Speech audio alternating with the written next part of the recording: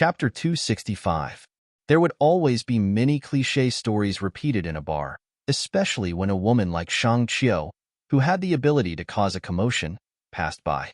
However, Sulu always thought that he was not qualified to compete with others for a woman's affection, so the heavens would not arrange such a cliché story for him. But just as he walked a few steps out of the booth, he saw Shang Qiu snatch a glass of wine from the bar beside her and splash it directly on someone's face. Sulu was slightly shocked. He rushed to Shang Qiu's side and held her arm.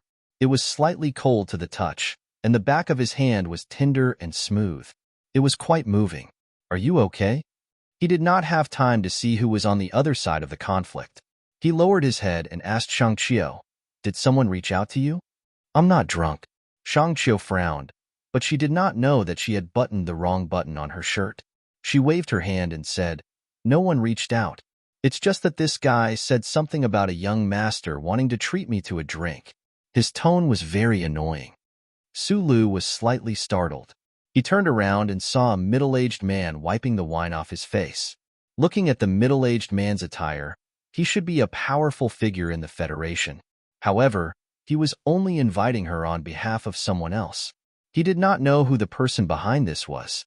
He didn't ask Shang Qiu how annoying that person's tone was, because they were engineers in their bones, and they were somewhat incompatible with this society. Some people with power and money were probably used to looking down on others and using frivolity to represent their strength, but Shang Qiu were not used to it. Of course, Sulu was not worried that he would not be able to clean up the mess later. Although his role in the development of Immerse was forcefully suppressed by the government, Shang Qiu, in the nutshell engineering department's contributions were already set in stone. From a certain perspective, Shang Qiu was now a hero of the Federation. At this time, who would be foolish enough to provoke her? Even if they made a scene in public, they would only be at a disadvantage.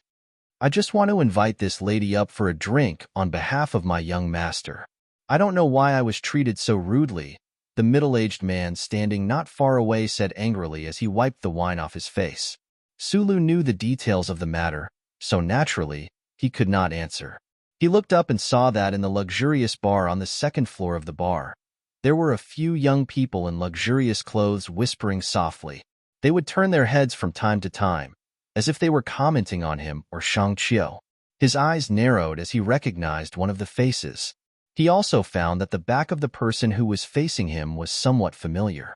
For a moment, he couldn't help but feel a little confused.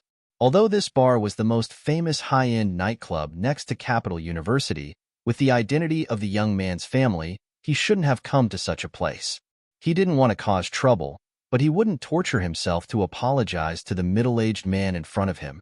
He was about to leave with Shang Qiu when Shang Qiu said with a slightly red face, "I'm in a hurry." Sulu immediately remembered this matter and walked forward with her. He was used to seeing Shang Qiu's strange appearance mixed with the spirit of an engineer. It was rare to see her blushing, so it was quite enjoyable. The middle-aged man clearly did not expect that this pair would walk away like he was nothing. Not only did they not apologize, they did not even say a word of apology. When Sulu and Shang Qiu returned, there were a few more people blocking their way. "It's really cliché," Shang Qiu said with a wink. Sulu had joked about this kind of cliché on the way here. The bar was very large, so not many people would notice the commotion here. Even if they did, they would be blocked out of the area by people who came from who knew where. Sulu narrowed his eyes and looked at the people in front of him. He was not surprised that they would bring so many people to drink. After all, they were the children of aristocratic families. It was rare for them to experience the hardships of the common people, so they had to be extra careful about their safety. At this time, a very calm voice came from above the isolated quiet area. "It's fine if you don't drink, but it's not good for you to be like a shrew when you're so pretty. You should at least apologize to my people." Some people thought that they were elegant and calm, so they could act like they were hiding a needle in a velvet glove, but they did not know that these words were really asking for a beating. Sulu looked at the magnolia flower who was quietly approaching. He heard Shang Qiu yell, "I want to apologize to your mother." Shang Qiu was 24 years old this year. She worked in the underground of the nutshell engineering department for many years. She rarely saw the sun, so her skin was as white as snow. Her beautiful face and exaggerated figure were indeed very eye-catching. However, when she said the word mother, it really revealed her character. As the technical director of the Nutshell Engineering Department, she was not just a beauty. The young man upstairs could not sit still. His face darkened, and he walked down the stairs. A quiet girl in the luxurious compartment looked at him with a trace of helplessness in her eyes. Sulu looked at the young man walking down the stairs. His expression did not change, but when he saw Li Xiaotong who followed him downstairs, he could not help but feel that it was a small world. It turned out that the familiar figure upstairs was actually the seventh young master of the Li family. When Li Xiaotong saw Sulu, he could not help but be slightly startled. He immediately showed a bitter smile and said, "Do Hai, don't mess around. This is my friend." It was a rare scene for two of the second generation of the seven great families to appear in this bar. The one who had asked his subordinates to invite Shang Qiu upstairs to drink was Lin Do Hai. Lin Do Hai's trip was originally to visit Lady Tai in the back mountain of Macho, according to his family's intention. However, he was coldly refused. He had to stay in the capital for a few days to see what happened. The Li and Lin families had been close in recent years. Li Qixiao, who was in the capital, naturally had to do the reception work. However, Lin Do Hai did not want to go to those quiet clubs. He asked to come to the bar near the capital university. Lin Do Hai made this choice because the quiet girl was studying at the capital university. He had invited Shang Qiu upstairs because he liked Shang Qiu's hot body. He wanted to vent his anger on the quiet girl. However, he did not expect that the girl with the impressive figure seemed to have a strong background. Not only did she splash wine on his subordinates, but she was also called a friend by Li Qixiao. After a moment of silence, Lin Do Hai narrowed his eyes and looked at Su Li's face, feeling that it was somewhat familiar. He suddenly opened his mouth and said coldly, "Seventh young master Li, I'll give you face and let them apologize." Li Xiaotong did not answer and just stood quietly on the side. After waiting for a while, he found that there was only silence around him. Lin Do Hai looked back in surprise. "You're not the legitimate successor of the Li family, and you were quite close to me before. I've already given you enough face. What else do you want?" "Li Qixiao, I will give you face and let them get out of the way. This matter will be over." In the silence, Sulu suddenly opened his mouth. However, even he felt that these words were somewhat awkward. Li Xiaotong's words were very pleasing to his ears. His usually gloomy face suddenly looked like a flower in the snow that had been washed by water. He smiled very gently and replied, "That's great. This bar belongs to one of my men. I'll ask him to send you 2 bottles of good wine later." When the people came down the stairs, Shang Qiu knew that today's situation was somewhat different. She had seen some children of rich families in the Federation. However, she could clearly feel that the 2 young people today were obviously a level higher than those people. Whether it was their words or the information revealed in their actions, they all proved this. Thus, she fell silent, wanting to see how Sulu planned to handle this matter. But after these 2 or 3 simple words, not only was Shang Qiu stunned, but Lin Do Hai and his subordinates were also astonished. Lin Do Hai said that he was giving face to Li Xiaotong, and Sulu also said that he was giving face to Li Xiaotong. In truth, Li Xiaotong's last words were giving face to Sulu. When had the children of the 7 great families ever been so disrespected? Lin Do Hai's face was so gloomy that it seemed like it would condense into ice. He coldly said, "Since that's the case, Li Xiaotong, don't blame me for not giving you face. That's too awkward. Face is earned by oneself, not given by others." Sulu narrowed his eyes and expressed his opinion. He didn't pay attention to Lin Do Hai and only looked at Uncle Kong behind him, who seemed to be facing a great enemy. He asked, "How have you been recently?" Kongwu naturally wouldn't answer. His eyes had long been fixed on the delicate man behind Sulu. He didn't know when this man had snuck over, but he also knew how terrifying the strength of these 2 young people was. If a conflict were to break out at this time, he simply couldn't guarantee the safety of his young master. Thus, he walked over to Lin Do Hai and softly said a few words. Lin Do Hai's expression slightly changed. Only now did he recall the wine party in Gongdu and associate it with the scene of that day. An unprecedented anger welled up in his heart, but this was Li Qixiao's territory. Since the other party had already spoken, and he didn't want to shed all pretense of cordiality, he could only wait until after the matter was over. Su Lu said to Li Xiaodong, "Where's Brother Zeng?"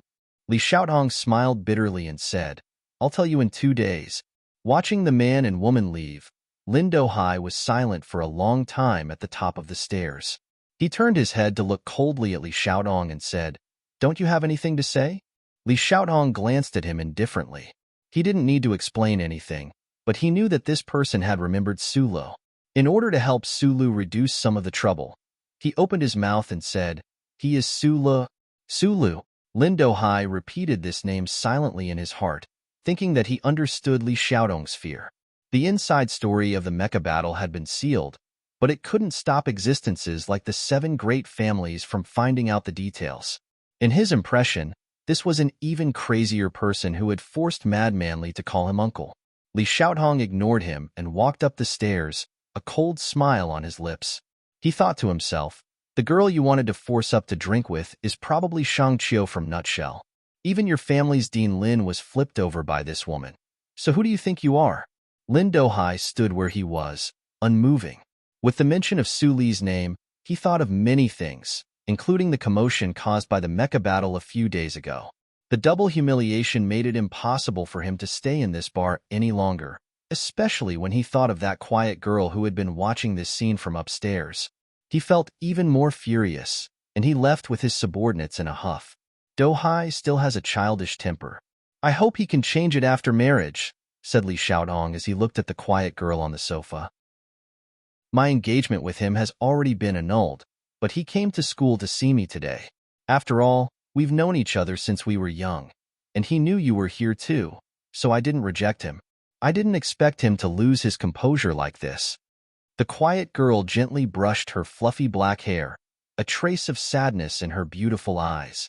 "It was Nan Xiangmei. Annulled? When did this happen?" Li Xiaodong frowned. The annulment of the marriage between the Lin family and the Nan family was naturally a big deal, but why hadn't there been any news about it? Nan Xiangmei didn't want to explain these personal matters, and it was even more inconvenient to say that Lin Banshan had boarded the train in the middle of the night. After all, this wasn't a glorious story for the 2 families. She gently blinked her eyes and suddenly asked curiously, "The one downstairs was Su Lu, right? Are you familiar with him?" "You know Su?" Li Xiaodong was surprised again. He felt that Su Lu was a person he couldn't see through. Why did an ordinary Federation citizen seem to know everyone in the circle of the 7 great families? Nan Xiangmei sat quietly and said softly, "I guess you can say that I know him." Then she nodded vigorously, as if she wanted to use this cute action to express her confirmation of this matter.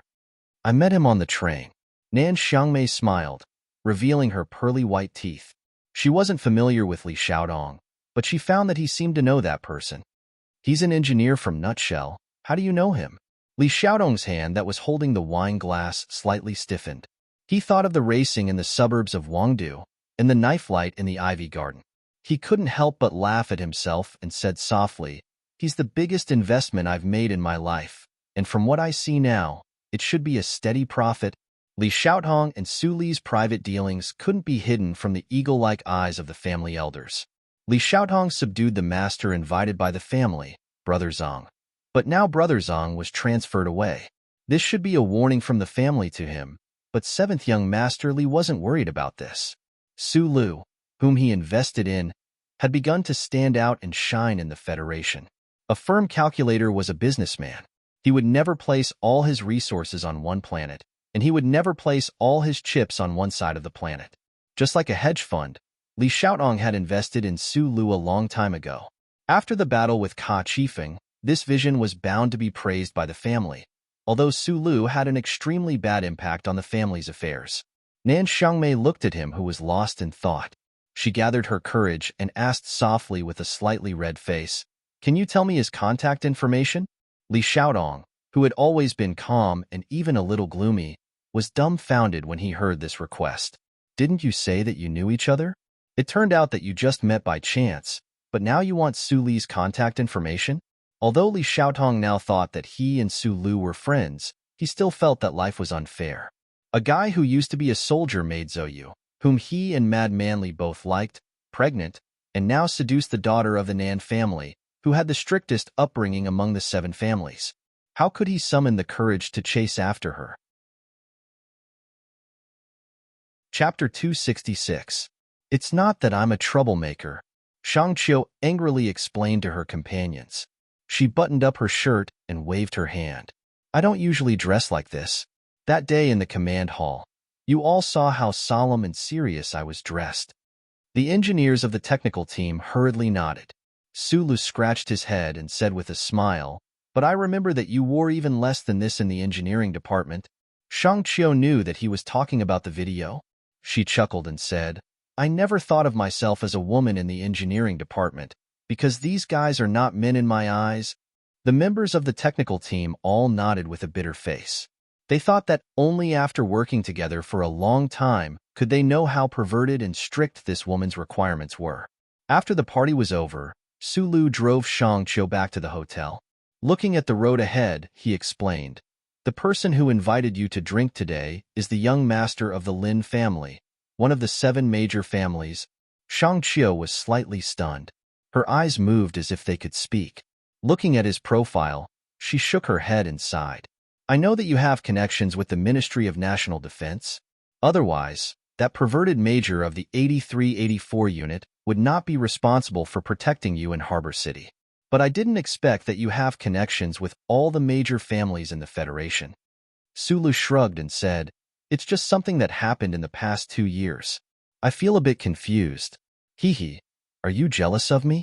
Do you want me to introduce you to some of the young masters of the major families? Speaking of which, the young masters of the major families are usually well-educated. People like Lin Daohai are rare. Forget it. 7 major families? Shangqiu burped, unable to hide the feeling of drunkenness in her head, and closed her eyes. In the autumn of the capital, the streets and alleys in the middle of the night had not snowed yet. The automatic heating and snow removal system under the ground was naturally not activated. Therefore, the surroundings were quiet. The wind blew the yellow leaves on the quiet sidewalk. Sulu subconsciously rolled down the window. He didn't want the thick, bulletproof and soundproof glass to block out the rustling sound of the withered leaves on the ground. Rustle, rustle. This was the sound of autumn. Sulu listened to it happily, his hands firmly gripping the steering wheel. In Donglin, where there was no distinction between the 4 seasons, the smell of autumn could only be felt in prose anthologies. The cold air blew in through the window. His face was slightly cold, and he shivered. However, he felt refreshed. Immediately, he remembered that there was someone beside him. He immediately closed the window and looked out of the corner of his eye. Shangqiu quietly leaned on the chair with a trace of exhaustion and relaxation on her face. Her sparse eyelashes, the tip of her nose, slightly pouted lips, and smooth chin formed an exquisite line. The seatbelt was tightly fastened on the girl's body, causing her bulging breasts to sink in. Sulu didn't have any thoughts of lust. He just looked at her quietly. He knew how tired she had been over the past few years because of Immerse. It was probably only on nights like this that she could truly relax. Since he was young, his goal had been to become a top mechanic in the Federation. Now, he was walking on this path. Beside him, Shangqiu was undoubtedly someone worthy of his respect. At such a young age, she had already achieved something that many engineers could never achieve in their lifetime. He turned back to drive. Shangqiu slowly woke up. She looked at Su Li's side profile with blurry eyes, thinking about where this guy came from. In her heart, something similar to Su Li's previous thoughts surged out. She was also a fanatic worshiper of technology. In the past few days of working together, she had been shocked by Su Li's overflowing design concepts. She was even more shocked by his genius idea to solve the Z4. She didn't know the secrets in Su Li's mind, so this young man seemed even more mysterious and powerful in her heart. You're awake? Sulu said. The black car drove on the quiet night streets of the capital. After a moment of silence, Shangqiu suddenly asked, Do you have a girlfriend? Sulu was silent for a moment. His voice was a little hoarse as he replied, No. Shangqiu looked out the window and suddenly laughed. She looked at herself in the mirror and thought that she was still a few years older than him. Moreover, She had never thought about the matters between men and women. Why would she suddenly ask such a funny personal question? What about you? Sulu asked. I don't have one either. Shangqiu rested her face on her hand and looked at him quietly. She said, I look down on men in the Federation, but you're an exception. Su Li's heart skipped a beat. His palms on the steering wheel were sweating. However, Shangqiu immediately smiled and said, Unfortunately, a little virgin like you is too mysterious.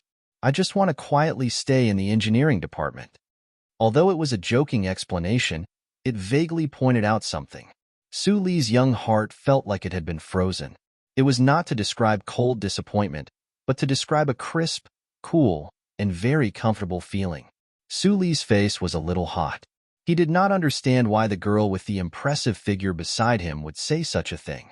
This time, you've made a great contribution to the company, or rather, to the Federation. Although I don't understand why the board of directors hasn't made any moves yet. Shangqiu looked at Su Lu with interest. She found that the boy was avoiding her gaze. She found it more and more interesting. However, she did not want to embarrass Su Lu too much, so she changed the topic. What are your plans for the future? The warm car, the hot girl, and the soft breasts that could kill eyes. Sula looked ahead. He could also feel an ambiguous atmosphere pervading the air. When he heard this, he immediately let out a sigh of relief and replied, What plans can I have? I'll probably go back to Whitewater first. My file is still there. Do you want me to transfer you to the engineering department? Although Mr. Jose was angry at the command center that day, he would definitely want you to go over. The board of directors would probably promote you directly to level 1 technical supervisor. Shangqiu sat up straight and placed her hands calmly on her smooth thighs. She calmed the trace of uneasiness in her heart and smiled calmly as she spoke. The Shell Motor Company was a giant company that prioritized technology above all else. There was an independent technical director on the board of directors, and below that was a level 3 technical supervisor system. Level 1 technical supervisors were usually important figures in the various large companies under them. Because of Shangqiu's ability in mecha design in the engineering department, she had only been acting as level 1 technical supervisor for half a year. However, given the huge impact Sulu had played in the development of the MX mecha this time, it was not unthinkable for them to make an exception and promote him to level 1 technical supervisor. The problem was, he knew very well that his future in the Federation company had always been under the watch of Lady Tai, so he could not say anything. The black car stopped outside the Cloud Queen Hotel. Sulu stared at the display on the car's radar and only relaxed after confirming that no one from Lin Daohai's side was following them. This was a high-class hotel of the federal military. Shangqiu and the technical team were staying here. Even if Lin Daohai had the guts as big as the sky, he would not dare to come and cause trouble here. Before getting out of the car, Shangqiu suddenly turned around and hugged Sulu tightly. She planted a big kiss on his face and said, Don't think too much. I just want to thank you. Sulu was stunned for a moment. Feeling the softness on his face and the fullness and softness of her breasts, he was completely speechless. By the time he returned to the apartment in Wangdu District, it was already past 2 a.m. After drinking, Sulu felt a little thirsty, but he did not have the desire to sleep. He opened a bottle of purified water, leaned comfortably on the sofa, and stared blankly at the television. Sulu knew that his cooperation with the engineering department had ended. Perhaps in the years to come, he would not have the opportunity to work closely with those engineers again. Perhaps it would be very difficult to see Shangqiu again in the future. Therefore, when he thought of the gathering in the bar earlier and the hug before parting, he felt a little nostalgic. It had been a long time since he had such intimate contact with the opposite sex. Sulu narrowed his eyes as he watched the Federation TV Awards ceremony and said to himself in his heart, At his age, it should have been the time of youth and yearning for spring. However, when he thought about the relationship between a man and a woman, he would think of that pair of black-rimmed glasses and that ball of fireworks that disappeared in the atmosphere of S2. His heart would ache, so he refused to think about it. Before, he had been partying, but now, he was lonely. Sulu sat alone on the sofa without moving. His feet were on the coffee table, and the metallic phone was by his feet. Just like him, He was silent and quiet. A night without anyone to contact was indeed difficult to get through. Lin Yuanhu had fallen, but many people in the Federation were still standing. There was not much that Sulu could do, but he wanted to see how things would develop. The TV was broadcasting the Federation Autumn Literary Awards. The star who had won the Best Female Lead in a Drama Series was hugging the award excitedly. She was sobbing uncontrollably. Then, she smiled faintly and said, "This is really an exciting year. The results of the presidential election are not out yet, but I have already won the award." The celebrity audience below the stage laughed and applauded one after another. The beautiful curly-haired female star smiled and said, "Of course I have to thank many people. However, at this time, I should be thanking Jian Shuier for not signing up." Then, the curly-haired female star said seriously, "I hope that nothing will stop us from admiring beautiful things. Jian Shuier, we will wait for your return." The audience applauded. Ever since the terrorist attack at the Huanshan 4 Prefectures concert, the Federation Channel 23 TV series that was popular throughout the universe stopped broadcasting. Jian Shuier also disappeared from the screen. She had not appeared for a long time. Sulu watched the TV quietly. He thought about the idol of the Federation that he had almost forgotten. Thinking about his obsession back then, he felt that the progress of life was so fast that he could not react. In the past year, because he had been busy with many things, he had not watched TV for a long time. Thinking about this, he fell asleep quietly on the sofa. The simple security monitoring system around the apartment faithfully carried out its mission. When dawn broke, the phone on the coffee table that had been quiet all this time suddenly rang. Sulu rubbed his eyes and pulled back his somewhat numb legs. He saw that there was an email on the phone. The sender was a string of confidential asterisks. The email said, Chapter 267. In a remote industrial town surrounded by 4 mountain estates in the S2 sector, it was currently dusk. The warm twilight sun shone on the simple and crude buildings. The S2 planetary system had several of the Federation's most important resource planets, as well as the Federation's most developed heavy industrial base. Most of the Shell Motor Company's production lines were set up on this planet. The Federation's great industry flourished, and the disparity between the rich and the poor was especially evident on this planet. That was why Green Dragon Mountain, surrounded by 4 heavy industry provinces, produced a group of armed forces that dared to oppose the federal government. In the eyes of historians, this was an extremely natural matter. Although the Federation had been constantly passing legislation over the years to seek a balance between the interests of capitalists and workers, and had achieved a lot of results, the rise of George Carlinism in the Federation society brought a fatal blow to this attempt. The anti-government forces were besieged and suppressed for decades, but instead became stronger and stronger. Fortunately, in the past decade or so, the federal government had pursued a policy of combining military force with economic blockade, which had successfully curbed the development of the anti-government forces. It was only in recent years that the armed forces had been driven deep into the mountains and forests. Green Dragon Mountain was a large mountain range that spanned 2,000 kilometers. There were 4 large states surrounding this mountain range, and it was the base of the heavy industry of the Federation back then. The people who lived here were staunch supporters of Senator Macklin's nonviolent resistance, even if they did not support the anti-government army's idea of using force. Because of years of fighting and the Federation's strict blockade policy, the industrial areas near the Green Dragon Mountains had gradually become desolate, especially this industrial town, which showed signs of decay everywhere. Zhang Xiaoming, wearing a work outfit, walked out of the relay station's workshop.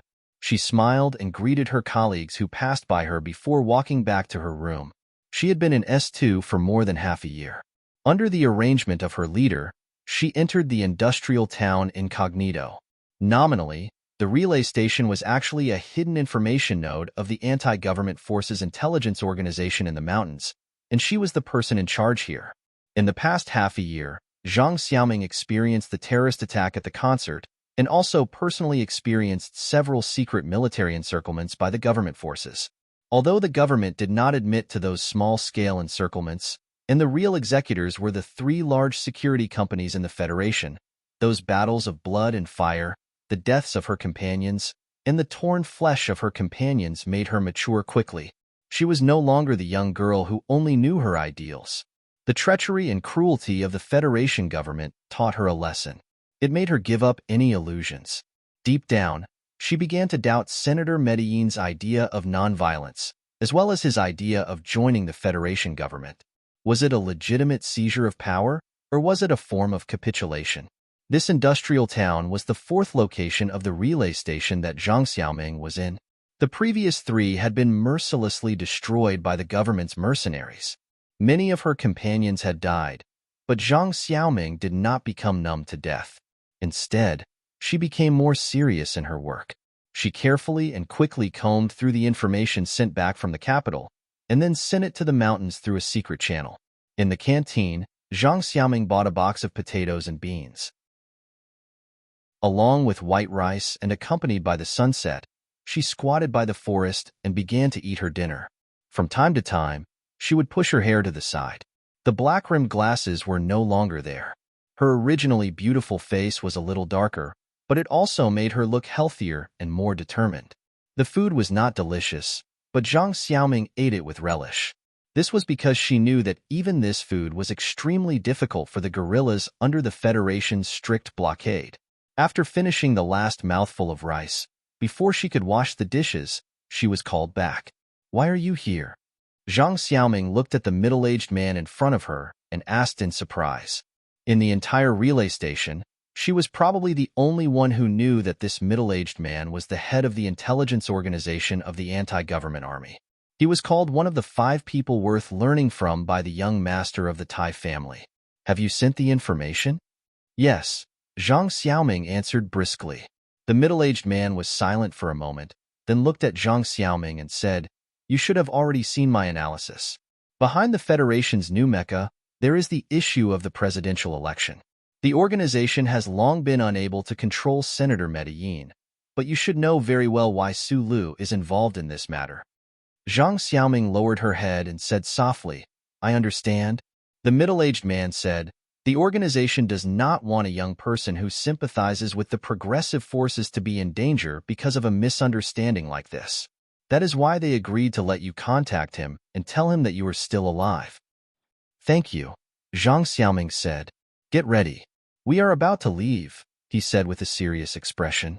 With a serious expression, he said, "The Federation's presidential election has reached a critical juncture. According to my understanding, some people in the Federation are about to launch an attack on Medellin. I think it's time for us to do something. What can we do?" Zhang Xiaoming asked seriously. "Do you have the courage to stand in the Hall of Congress, in front of the countless millions of people in the Federation, and accuse Medellin?" The middle-aged man looked quietly into Zhang Xiaoming's eyes. No misunderstanding, no story. However, life, or the universe, was born from countless misunderstandings. That little black dot from billions of years ago, perhaps because it had misunderstood its own restlessness, it exploded and released countless energy substances, creating time and shaping the long river of history. It allowed those intelligent life forms that were born by chance to act out scenes of misunderstandings, joys, and sorrows. Perhaps it was not a misunderstanding in the first place, but a lie. When Su Lu drove the black car to the Milky Way cemetery, he thought of the email he saw in the morning and thought about it. He gently hummed the tune of 27 Glasses of Wine as he drove the car briskly along the mountain road. He didn't seem to be angry at being deceived, because he didn't know that the email was sent by Zhang Xiaoming. He thought that some bad uncle knew that after he won the battle with Ka Chifeng, he could no longer hide behind the curtain and watch the show, so he took the initiative to contact him. After escaping from Eastwood to the capital ring, Su Lu had gradually discovered the relationship between Uncle Fengyu and the Lees of Philadelphia, as well as the vague truth of the matter. He had already confirmed that Uncle Fengyu was a very amazing person. Even the big explosion back then did not kill him, so how did he die 2 years ago? When they parted on the outskirts of Hushi State, Uncle Fengyu gave him the metal bracelet and told him not to think about avenging himself. In addition, Su Lu had recently been convinced that the fierce Uncle Fengyu must still be alive in some corner of the universe, so he naturally thought that the email was sent by Uncle Fengyu. Knowing that the uncle was still alive, Su Li's heart did not have the slightest anger of being lied to. There was only joy bursting out from the depths of his heart. With this rich joy, or even ecstasy, he drove the black car into the Milky Way cemetery. Holding a bouquet of flowers, he walked to a quiet corner in the depths of the cemetery. Looking at the 3 words Shunyulan carved on the black stone, Su Li's face did not show any sadness. He just quietly crouched down, plucked the fallen leaves on the black stone, and placed the flowers on it. Uncle Feng Yu and Professor Shin were the 2 most important teachers in his career as a mechanic. Although he had not spent much time with Professor Shin, in terms of feelings, Su Lu was definitely much closer to Feng Yu.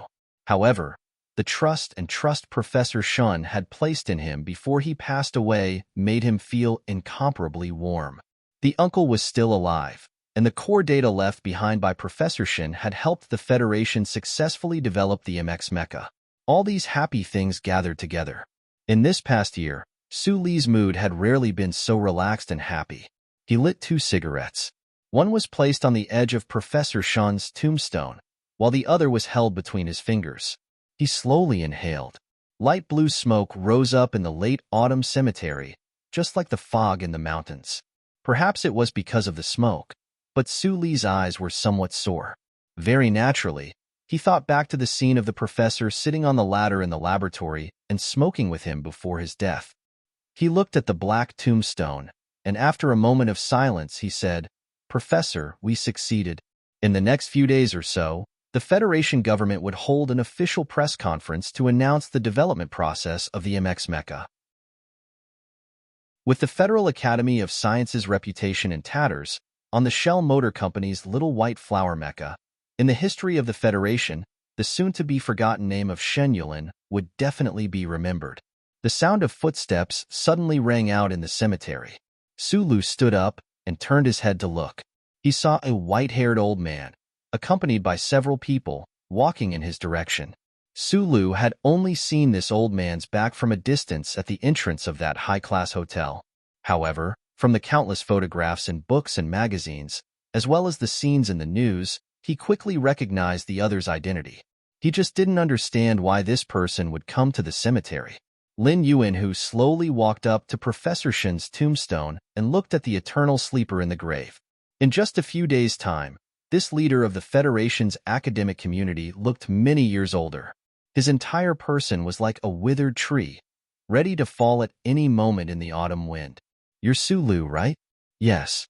Tomorrow, I will resign from my position as the Dean of the Federal Academy of Science." The age spots on Lin Yuanhu's face were particularly obvious.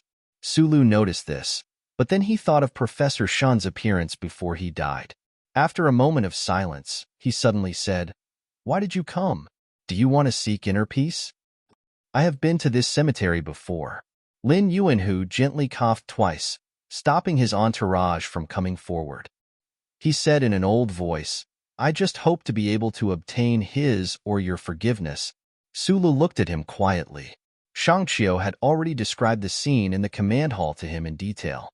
However, for some reason, when he saw Lin Yuanhu's calm expression of atonement, he felt a strong sense of discomfort in his heart. He stared into Lin Yuanhu's old eyes and said word by word, "Forgive? No, including you.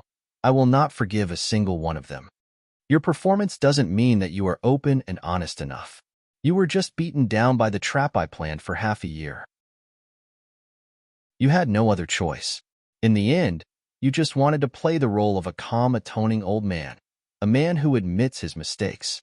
However, in the eyes of me and Professor Shin Underground, this is very disgusting."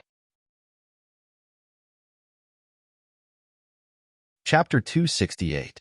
The leader of the academic community in the Federation collapsed just like that. With ironclad evidence and the deliberate instigation of certain parties in the Federation, Lin Yuanhu was forced to step down. The academic community that he had single-handedly controlled for several decades was also temporarily plunged into chaos and silence. Sometimes, Su Lu would think of Lin Yuanhu's desolate figure in the cemetery. When news of Lin Yuanhu's death came a year later, Lin Yuanhu had also asked himself this question. In the end, there was only the same conclusion: unforgivable. The bigwigs in the Federation had done all sorts of bad things in their lives. In the end, they would lay down their weapons and shed tears in front of the dead, asking for peace of mind and facing the shadow of death head-on. This seemed to be a very common thing, but Sulu was unwilling to accept this kind of absurd reality.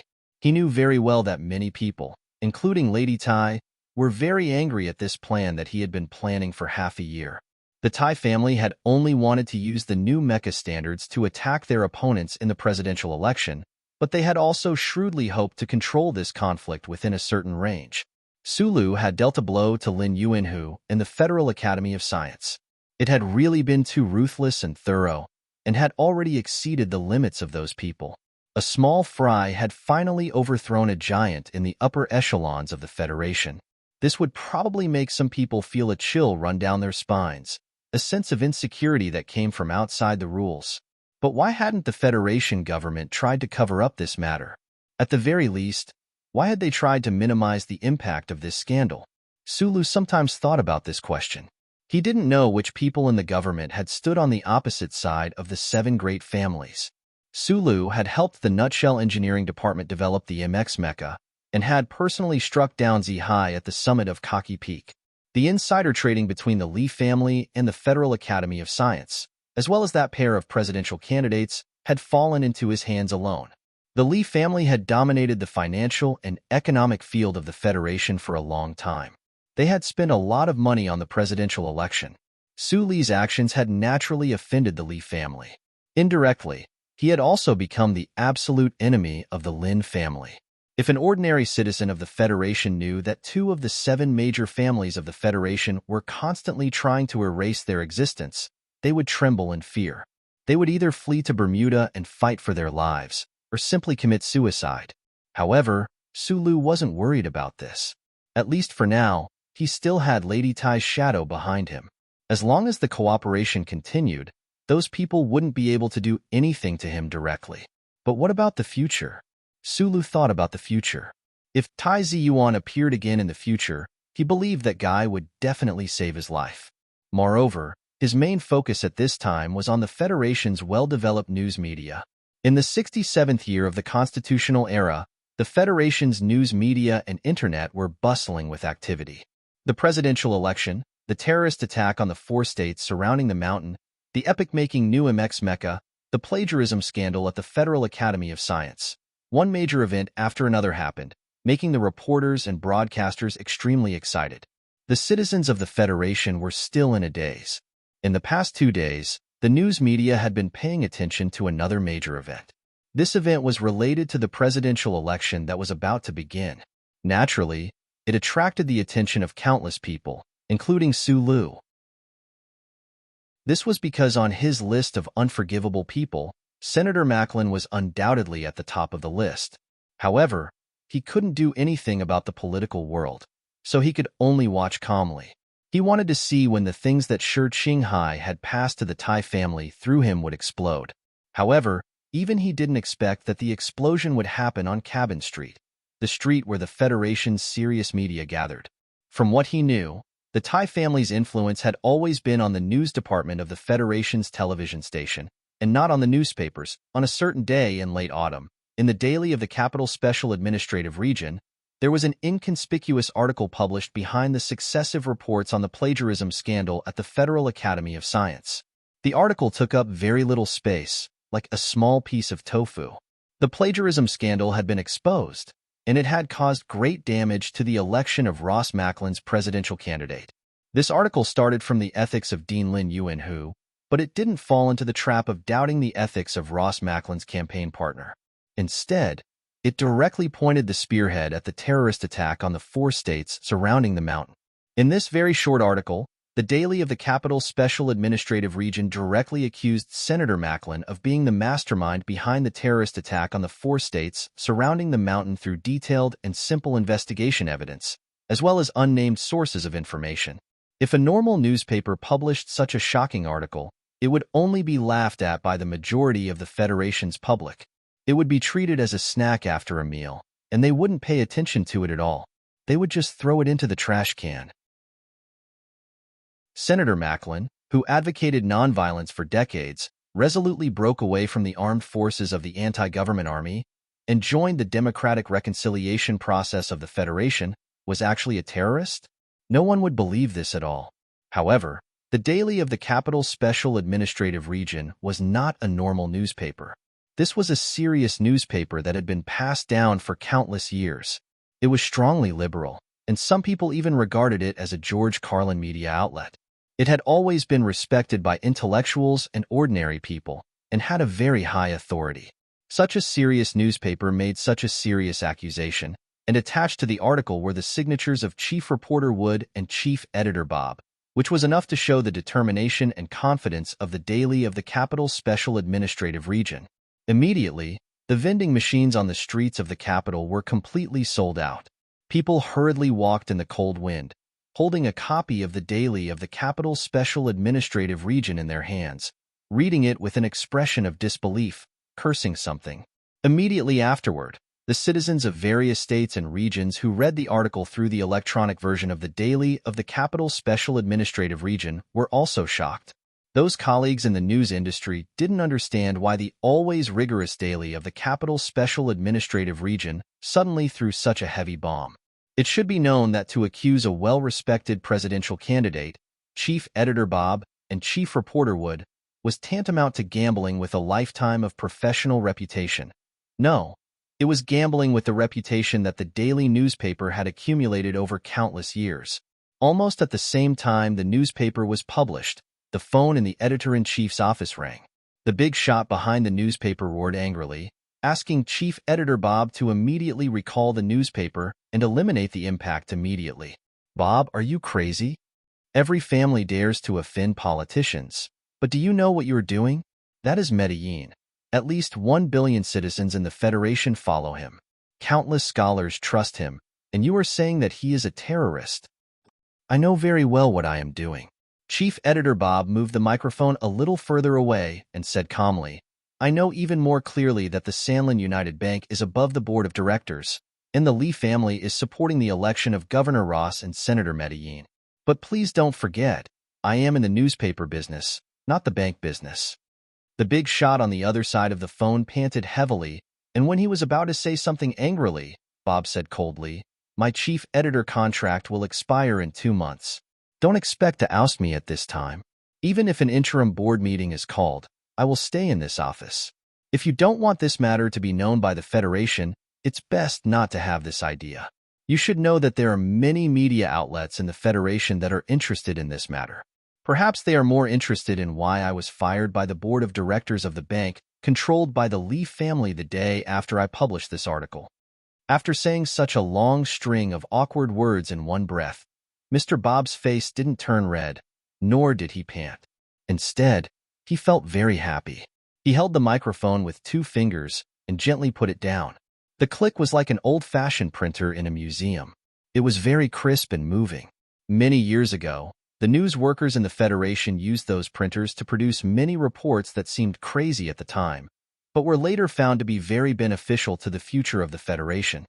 The president's office called and asked what we want to do.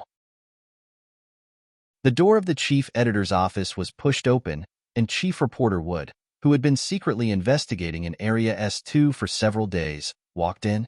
The reporter shrugged and said, There were many calls from Parliament Hill to express their concern. Tell me the truth. Can you handle it? The Federation today can't do assassinations, Chief Editor Bob said with a smile. Only the 2 of them knew that the report accusing the Macklin papers had been written many days ago, but Chief Editor Bob had been holding it back and not publishing it. Until the recent plagiarism scandal at the Academy of Sciences was exposed, Mr. Bob smelled the wind in the Federation's political circle and made the decision to publish it. Thinking back to the argument in the chief editor's office, Wood silently looked at the white-haired chief editor and said, I have to admit, you picked the right time. At that time, I almost thought that you would throw my article in the trash can. It's not that I didn't report it, it's just that the time wasn't right. Chief Editor Bob sighed and said, The Federation is full of scandals. If we publish it now, whether it's the government, the industry, or the public, the shock will be reduced to a minimum. After all, I don't want this article to cause unrest in the Federation. You can't smell the stench if you stay on the stinky boat all year round. Would shrug to show that he understood what he meant. But if we throw it out now, won't people accuse us of flattering the weak? I'm ready to resign, and you should be ready too. Chief Editor Bob lit a thick cigarette, took 2 puffs and said, "Then what are you afraid of? At least we have to finish this continuous report." The article on the first day of the Capital Daily News only made inferences and accusations. Everyone in the Federation knew that if they hadn't obtained the relevant evidence, such a serious newspaper would definitely not have made such accusations. There should be more detailed reports on the relevant aspects in the following days. As expected, the Capital Daily News published a follow-up report on the next day. On this day, the vending machine in the capital was robbed again. The upper class of the Federation, the ordinary citizens, and the silent readers all looked at the photos, relationship charts, and written information in the newspaper and fell into absolute shock. Chapter 269. The Capital Special District Daily's investigation report on the terrorist attack at the concert in the Mountain Ring 4 states had entered the follow-up stage. In a series of reports, there were obviously photos taken in secret, a clear organizational structure, and relevant witness testimonies all over the page. In particular, there were also relevant recordings and simple video materials uploaded on the Daily's website. The conclusion of the investigation directly pointed to Senator Macklin. The shock caused by this series of reports continued to ferment. The follow-up report on the 4th day had already turned to an accident that happened in the Linhai State Gymnasium on the 1st of January of the 67th year of the constitutional calendar. The Capital Daily bravely pointed out that the accident was an armed conflict that was deliberately concealed by the Federation government. An unknown target was attacked by the federal military's 2nd Military Region. In the report, the reporter pointed out that as many as 7 officers of the 2nd Military Region who participated in the spring offensive in the capital committed suicide after the related investigation. At that time, the Deputy Minister of National Defense, Yang Jingsong, was said to have died of illness. In fact, he committed suicide to avoid punishment during the internal investigation of the government. When this report came out, the entire Federation was shocked again. What kind of incident involved the military and led to the suicide of the Deputy Minister of National Defense? In the Capital Daily's report, this incident directly pointed to Senator Macklin again, but this time, the report was obviously missing a few key witnesses. The Federation's election committee asked the Daily to terminate the report on the grounds of fairness of the election. Chief Editor Bob firmly said that the report would continue even if the Supreme Court ruled. Except for the Supreme Court's ruling, the Daily report would have a serious bias towards the upcoming presidential election. The Supreme Court's cases often took several years, so the entire Federation could only watch as the Capital Daily carried out the report crazily. As for what the readers were thinking, no one knew.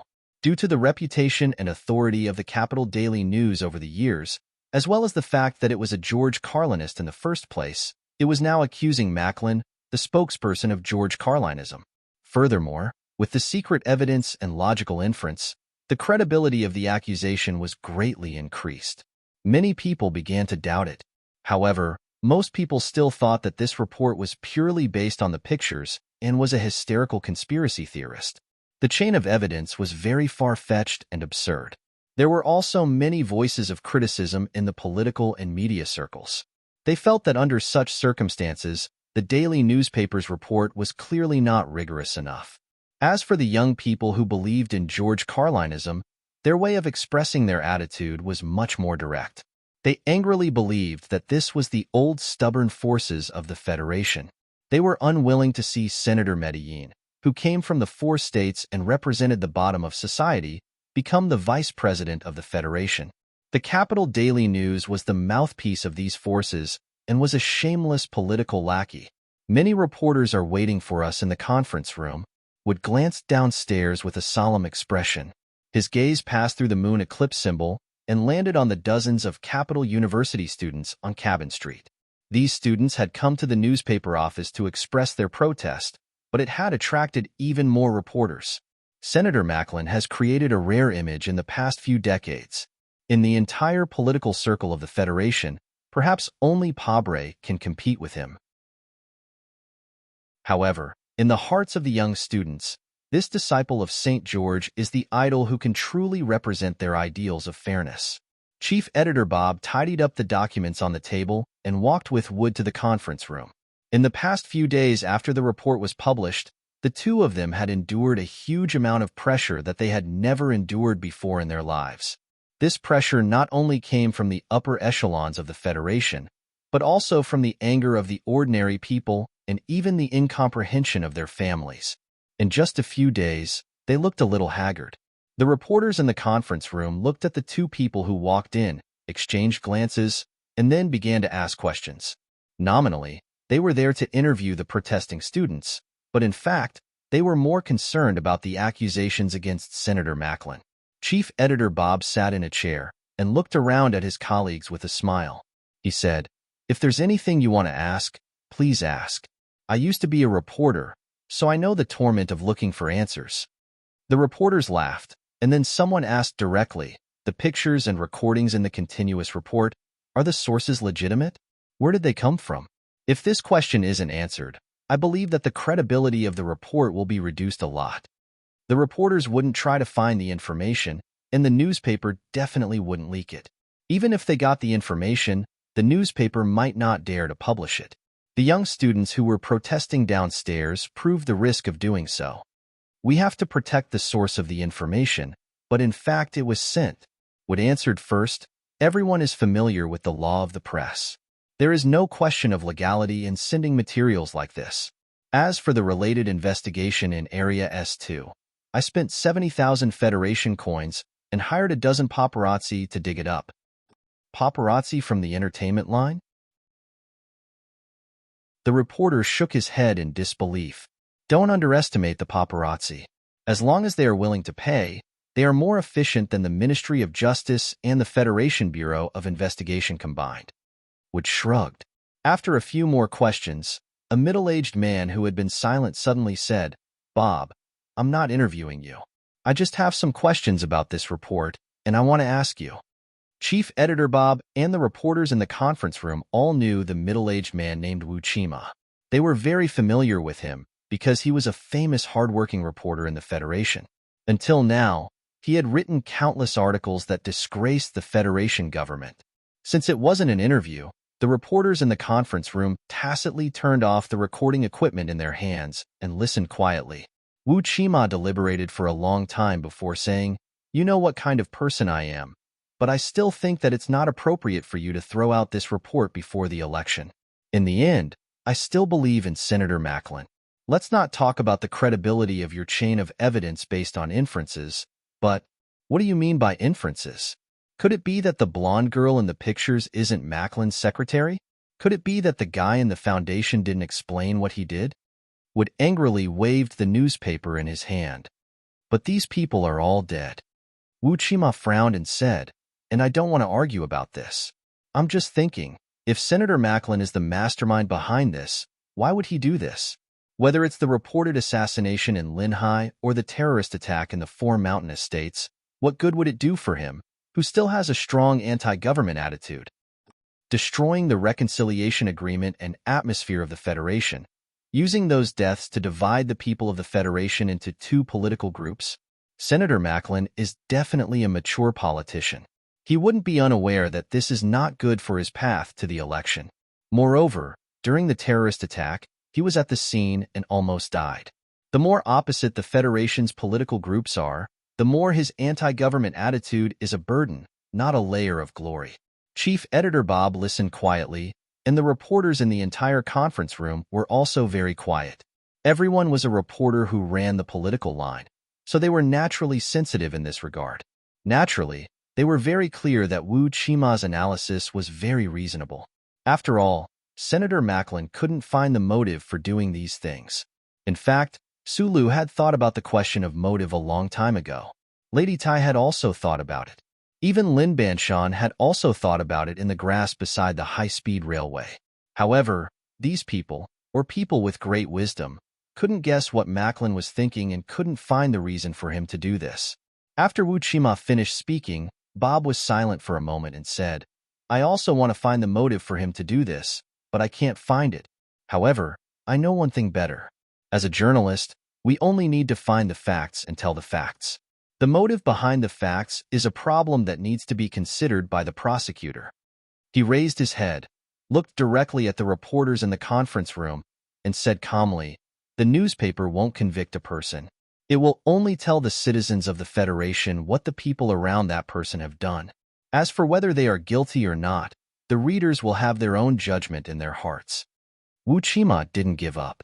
He shook his head and said, "But your inference, the style of your writing when you are narrating the so-called facts, has already shown your inclination. You have already made a moral judgment, and this is not right. The news is actually the opinion of the person who writes the news. I admit that Wood and I have our own judgment.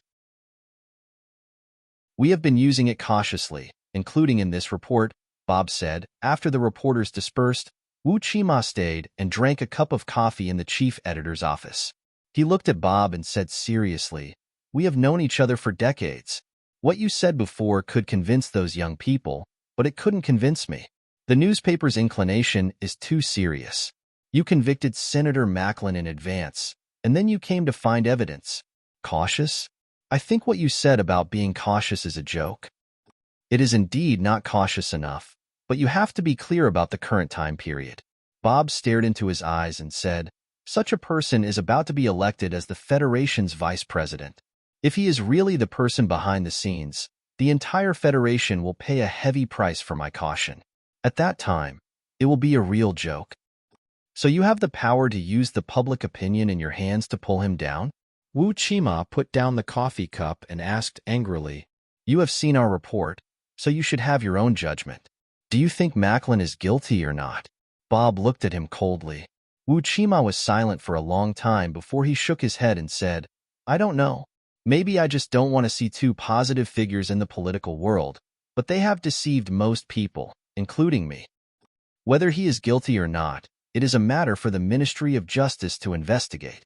Bob frowned and said, "And I don't think that these few reports can make Macklin lose this election. When Governor Ross was in charge of Jingzhou, the economy of Harbor City dazzled the entire Federation.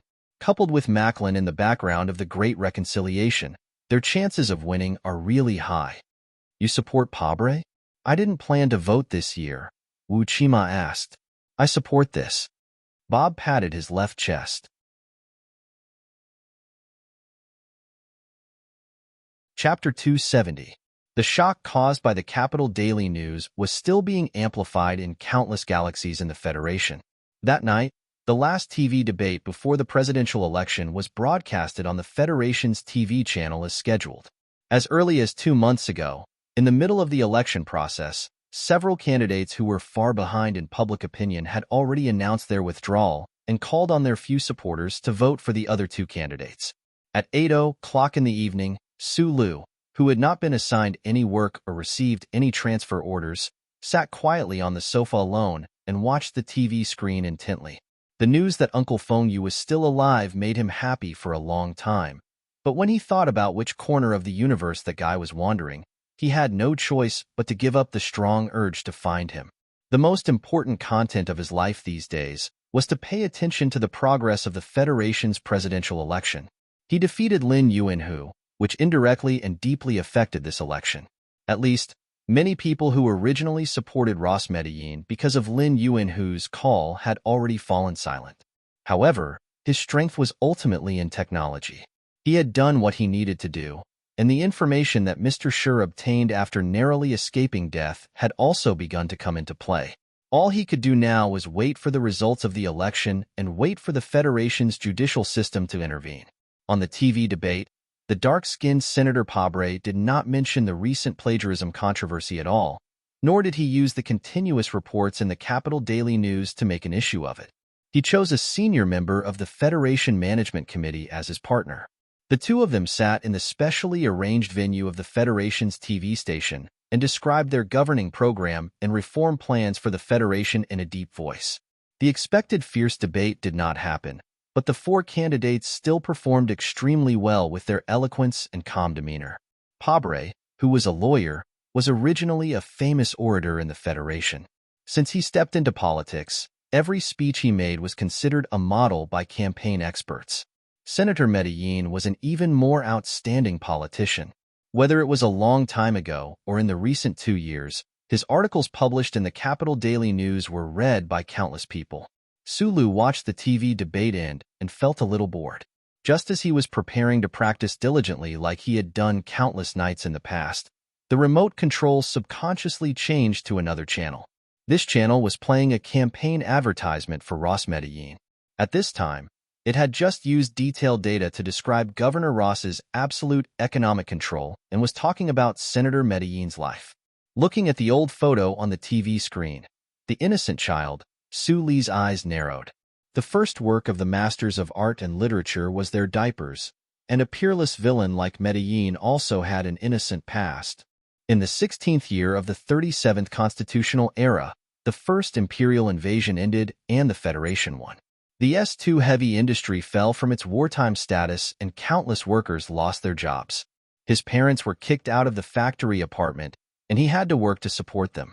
In the 23rd year of the constitutional era, his mother passed away.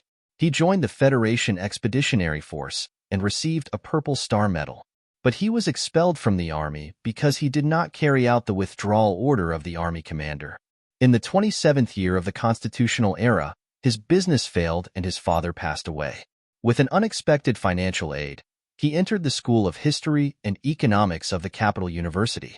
Later, a person named George Carlin appeared in this school. In the 31st year of the constitutional era, because he participated in the activities of the Veterans Association to occupy Charter Square, he was expelled from the Capitol Purge and was accused by the Federation. In the 32nd year of the constitutional era, he signed a plea agreement and returned to the S2 area to open a store.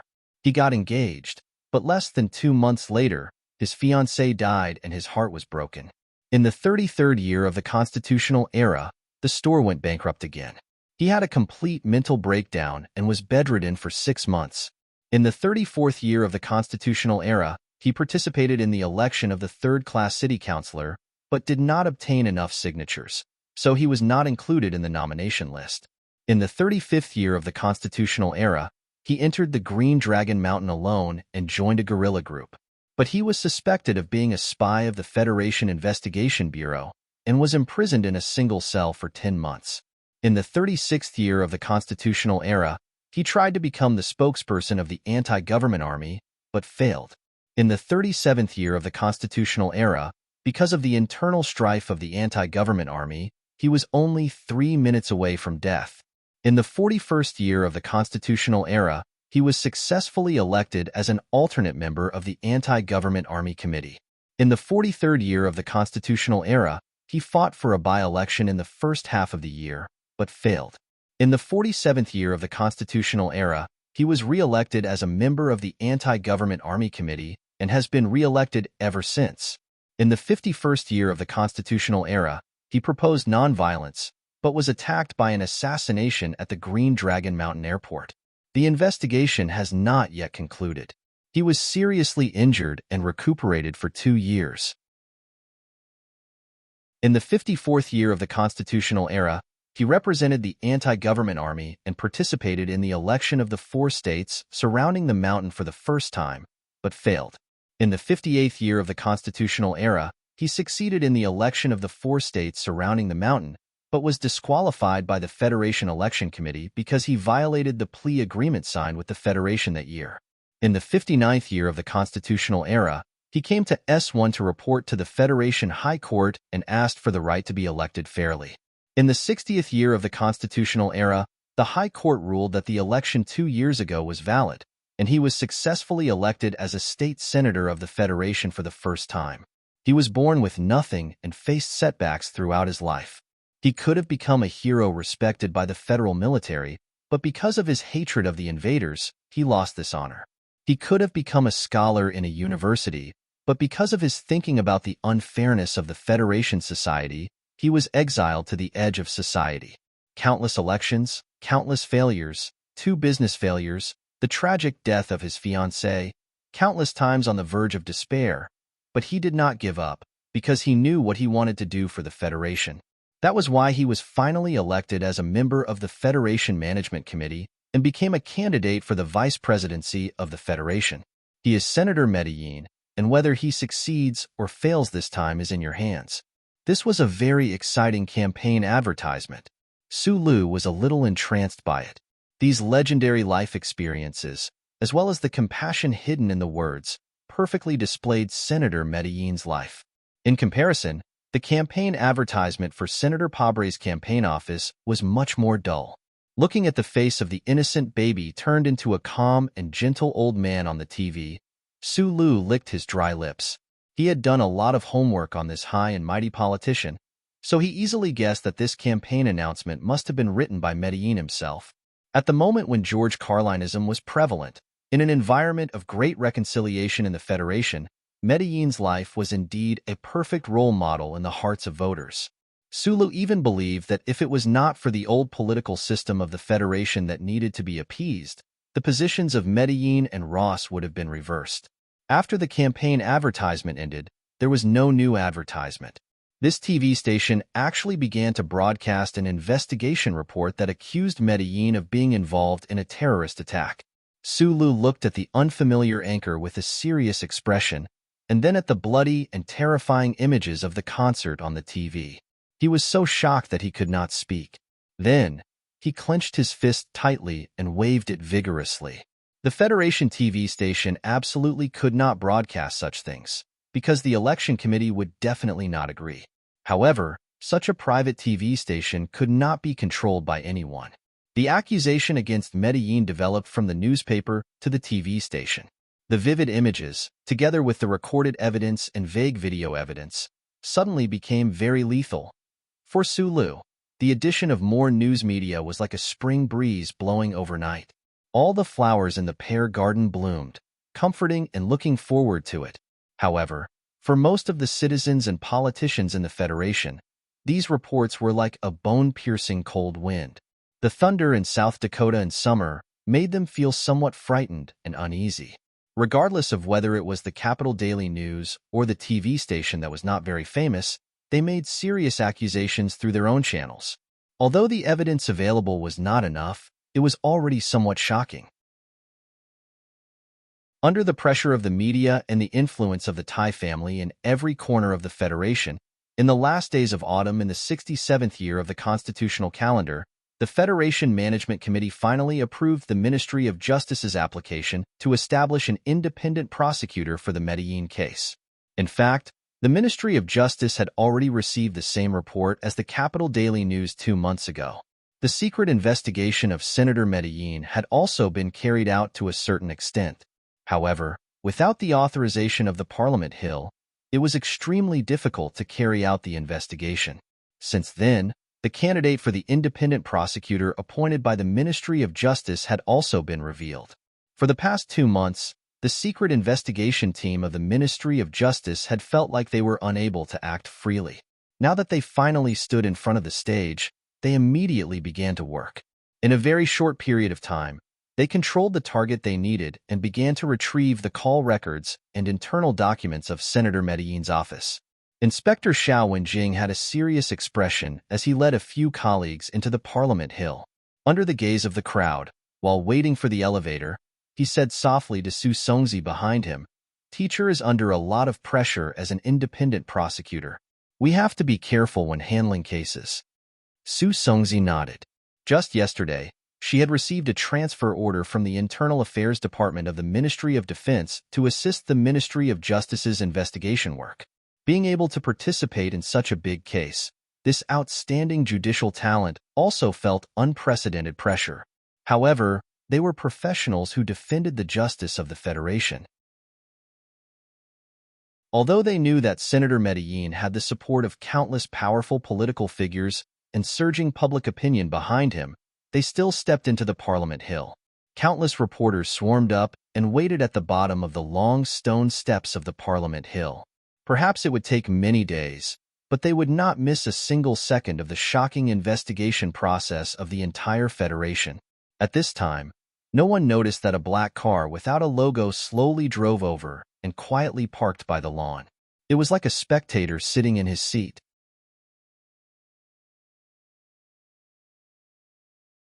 Chapter 271. No one could go against the entire Federation, not even the legendary 7 great families, not even the powerful political figures.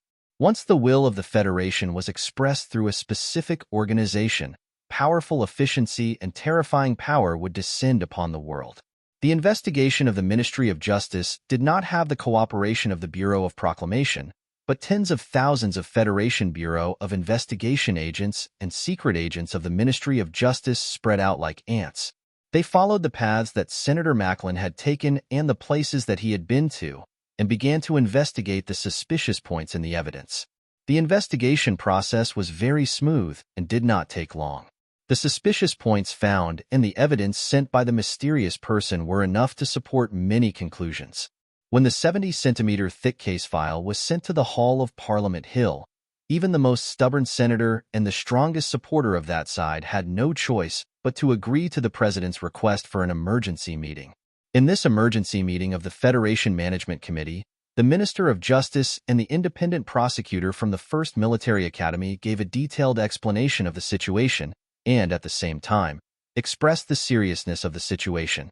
After an intense debate and even cursing, the Parliament finally voted to temporarily strip Senator Macklin of his judicial jurisdiction with a very narrow margin.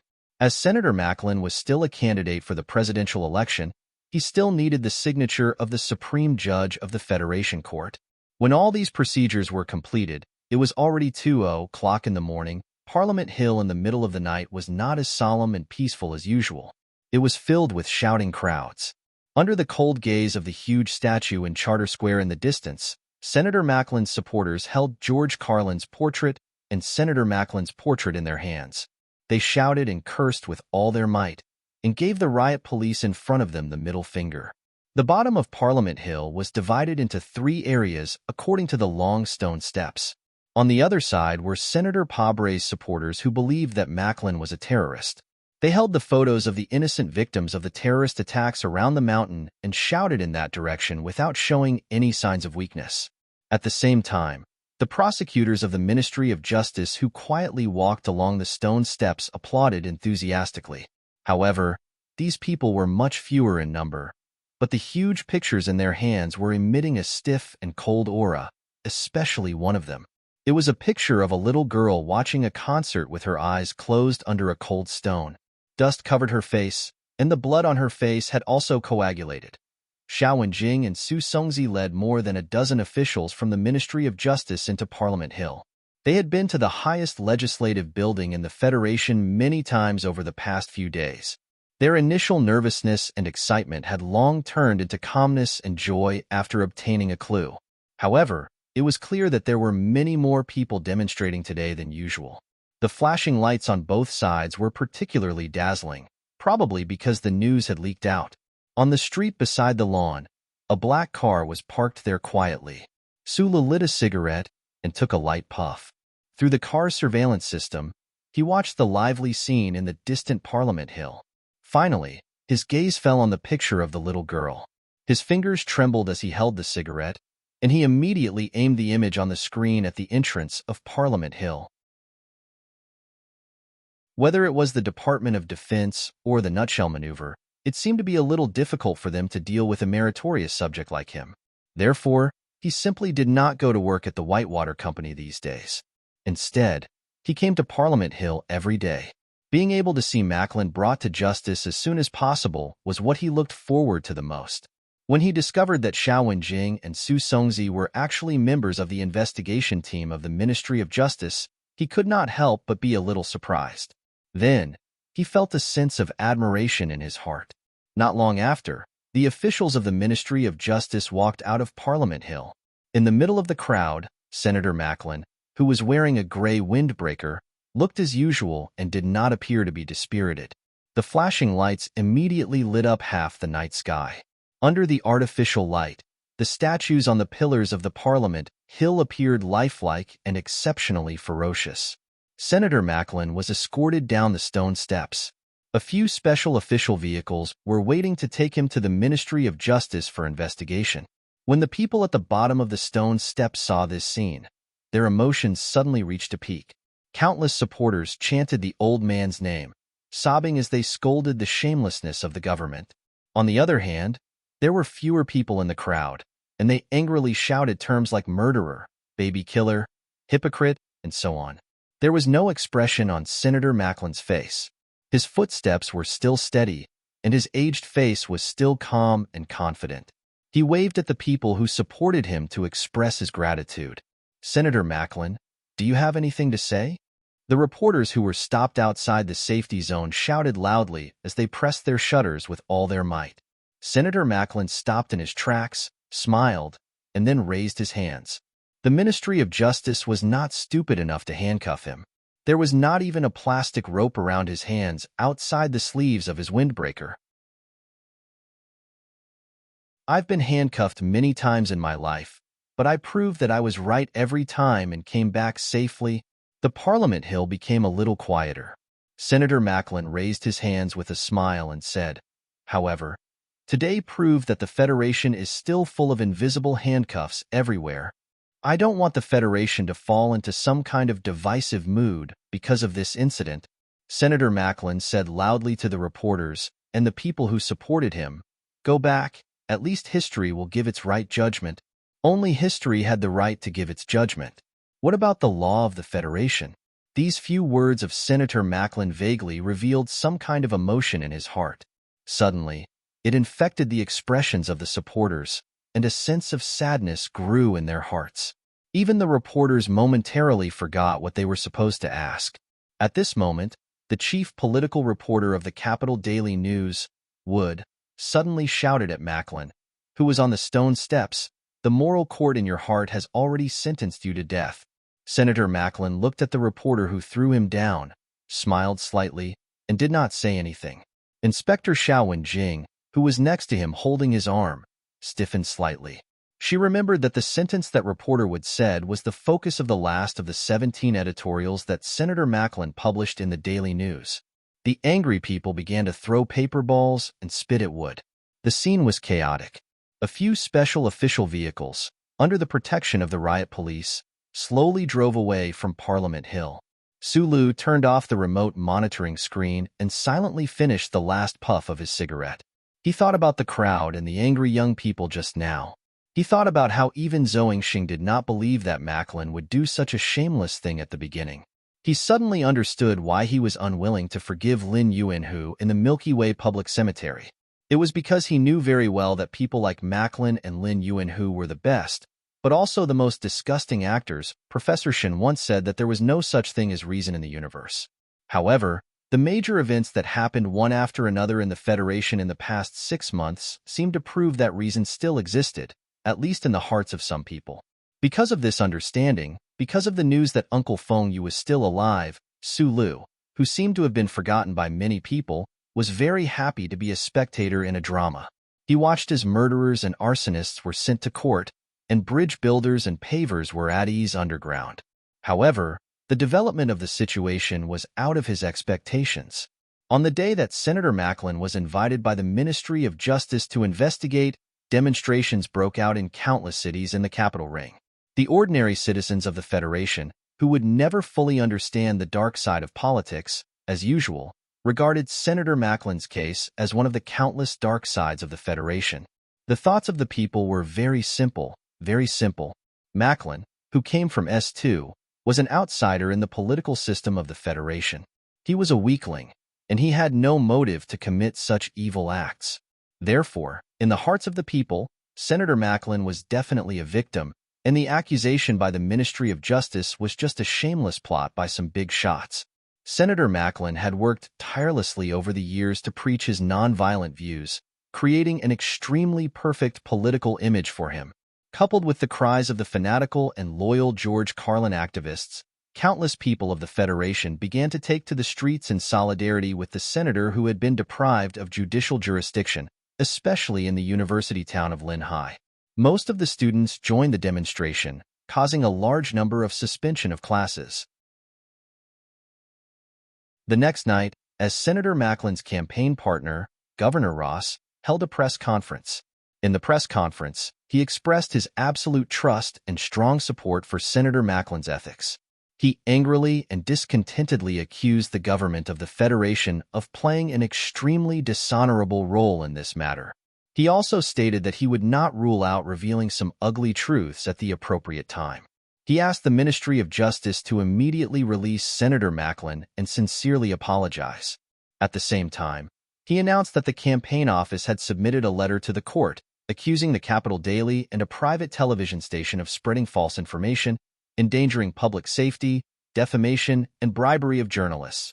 As an experienced politician who had controlled the largest city in the Federation for many years, the counterattack of Governor Ross of Jingzhou was definitely not just a press conference. Just after the press conference, several of the most famous business people in the Federation also began to stand up, expressing their distrust of the Ministry of Justice and their support for Senator Macklin. A large number of influential organizations such as the Federation Financial Association, the Mining Association, and a large number of far-reaching organizations also expressed their attitudes. In the next 10 hours, more powerful people stood up to support Senator Macklin.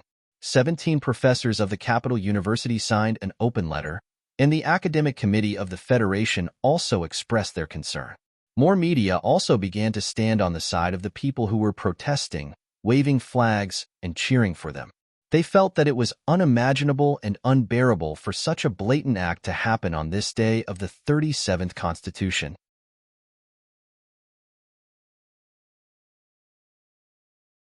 Chapter 272. Su Lu watched the scene on the news and could not help but shake his head, cursing under his breath. He could never have imagined that the usually silent Federation citizens would actually have so many people standing up this time. Moreover, the Federation Academic Committee actually had the face to express concern. This was truly incomprehensible to him. After squatting for an hour in the horse stance, silently practicing those close combat stances several times in the Wangdu apartment, every inch of his muscles and joints were stretched. However, he was no longer in pain like he had been in the Eastwood district all those years ago. Instead, the slight soreness and numbness felt very comfortable. The power in his body was like a scorching hot line, moving through his body. It no longer made his muscles and skin tremble. In the 67th year of the constitutional calendar, he was still persisting in his training, steadily advancing towards the path of becoming the #1 machine that Uncle Feng Yu had spoken of. However, there were too many things to handle after all. The development of the MX Mecha and many other matters distracted him.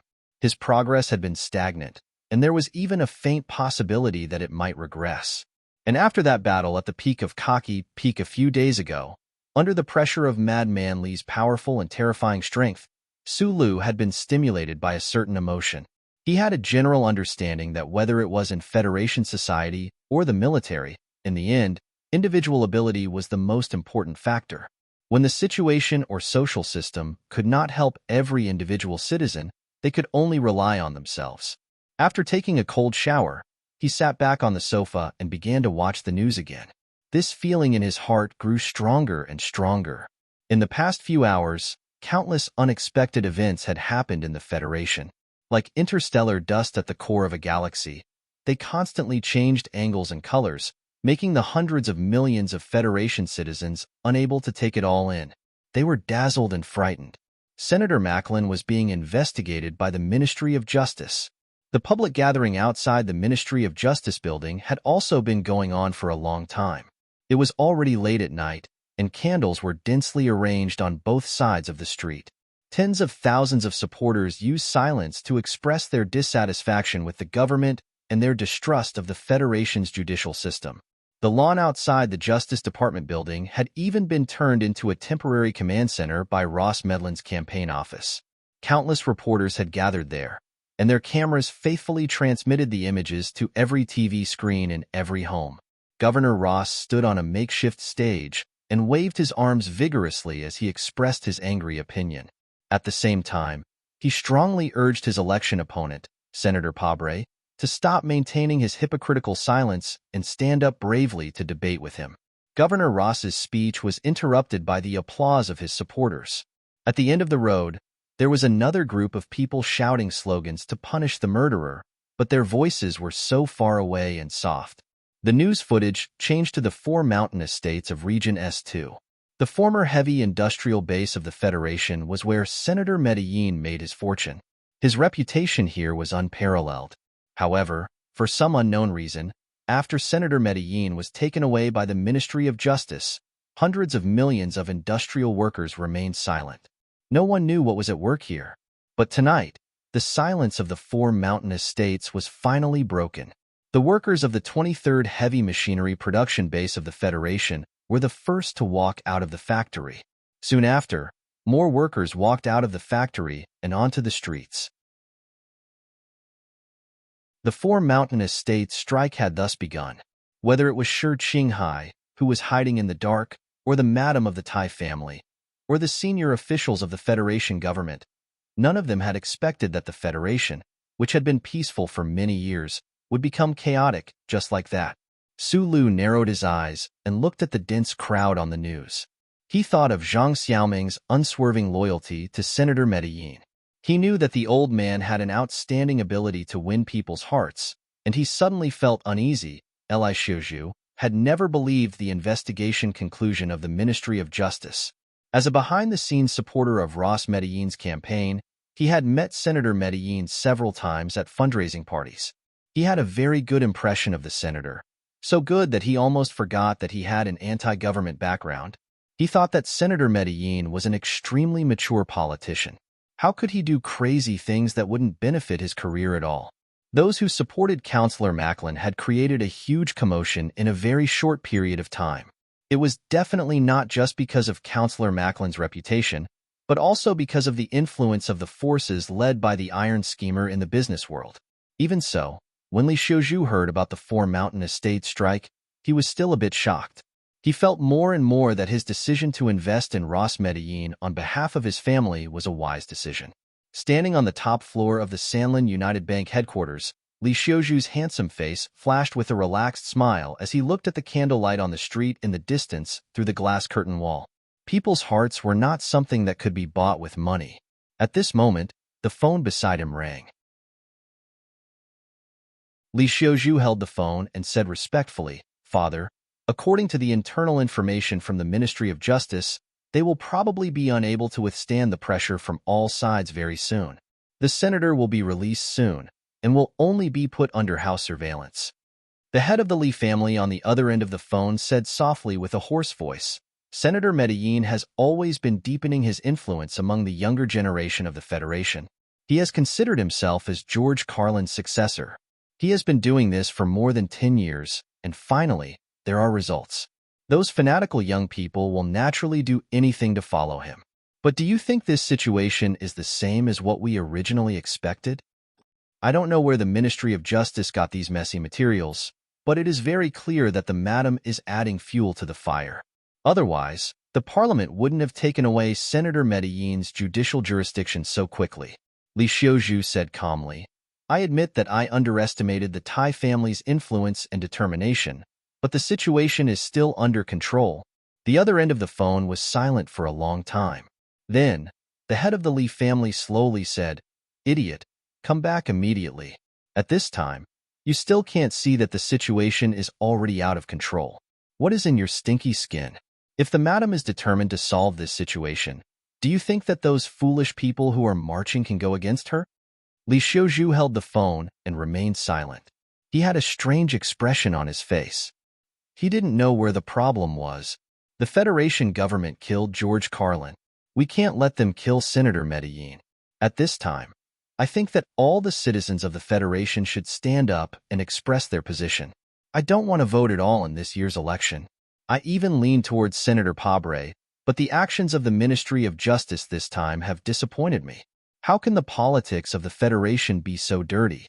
In the news, the reporters randomly interviewed the people who were marching at the Ministry of Justice building and Linhai University.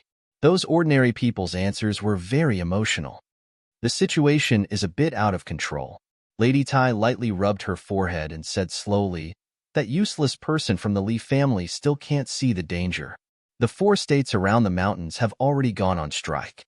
If this continues, the society will be in chaos, and the Federation will be the one to suffer." The 7 major families lived in the Federation and coexisted with the Federation. If the Federation was in trouble, then the 7 major families would be in trouble. These important people hidden in the shadows of history would coldly and cruelly fight for each other's benefits. However, they would definitely not allow this kind of fight to bring unpredictable risks to their benefits. In the room, Secretary Shin quietly listened to the madam's words. At the same time, he quickly browsed through the feedback from the various departments of the Tai family. In the end, he said softly, the Ministry of Justice will remove the enforcement measures tomorrow morning. Senator Medellin will be put under house surveillance. Lady Tai shook her head indifferently and said, Medellin won't come out. He's an old gambler. He bet all of his decades of influence on this case. He didn't even hesitate to let the social and political races go against each other and cause chaos just to seek a reversal of victory. The latest public support rate is out. Ross Medellin is only 1 percentage point away from Mr. Pabre, Secretary Shin reported. Why is Medellin so desperate? He should know that if this continues, the Federation's fundamental interests will be damaged.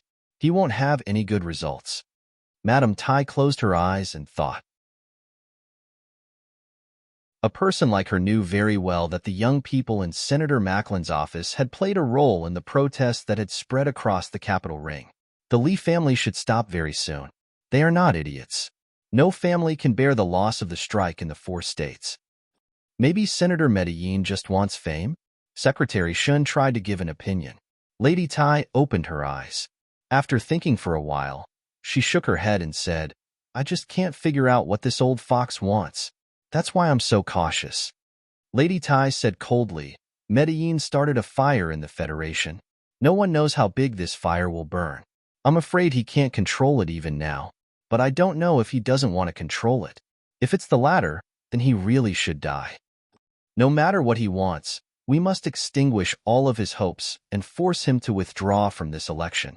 We must have his cooperation to quell the Federation's uneasiness. Lady Tai turned to Butler Jean beside her and said, You've been in contact with the people in the mountains. When will the witnesses that the leader of Nanshui promised arrive? Butler Jean lowered his head and replied, Tomorrow morning at 9:23.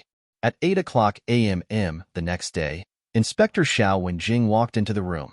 He had been having trouble sleeping for the past few days. His eyes were deeply sunken.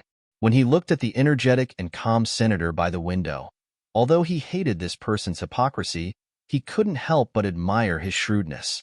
Senator Medellin smiled and refused to leave the Ministry of Justice's notice. He chose to stay here and watch as the entire Federation surged because of him.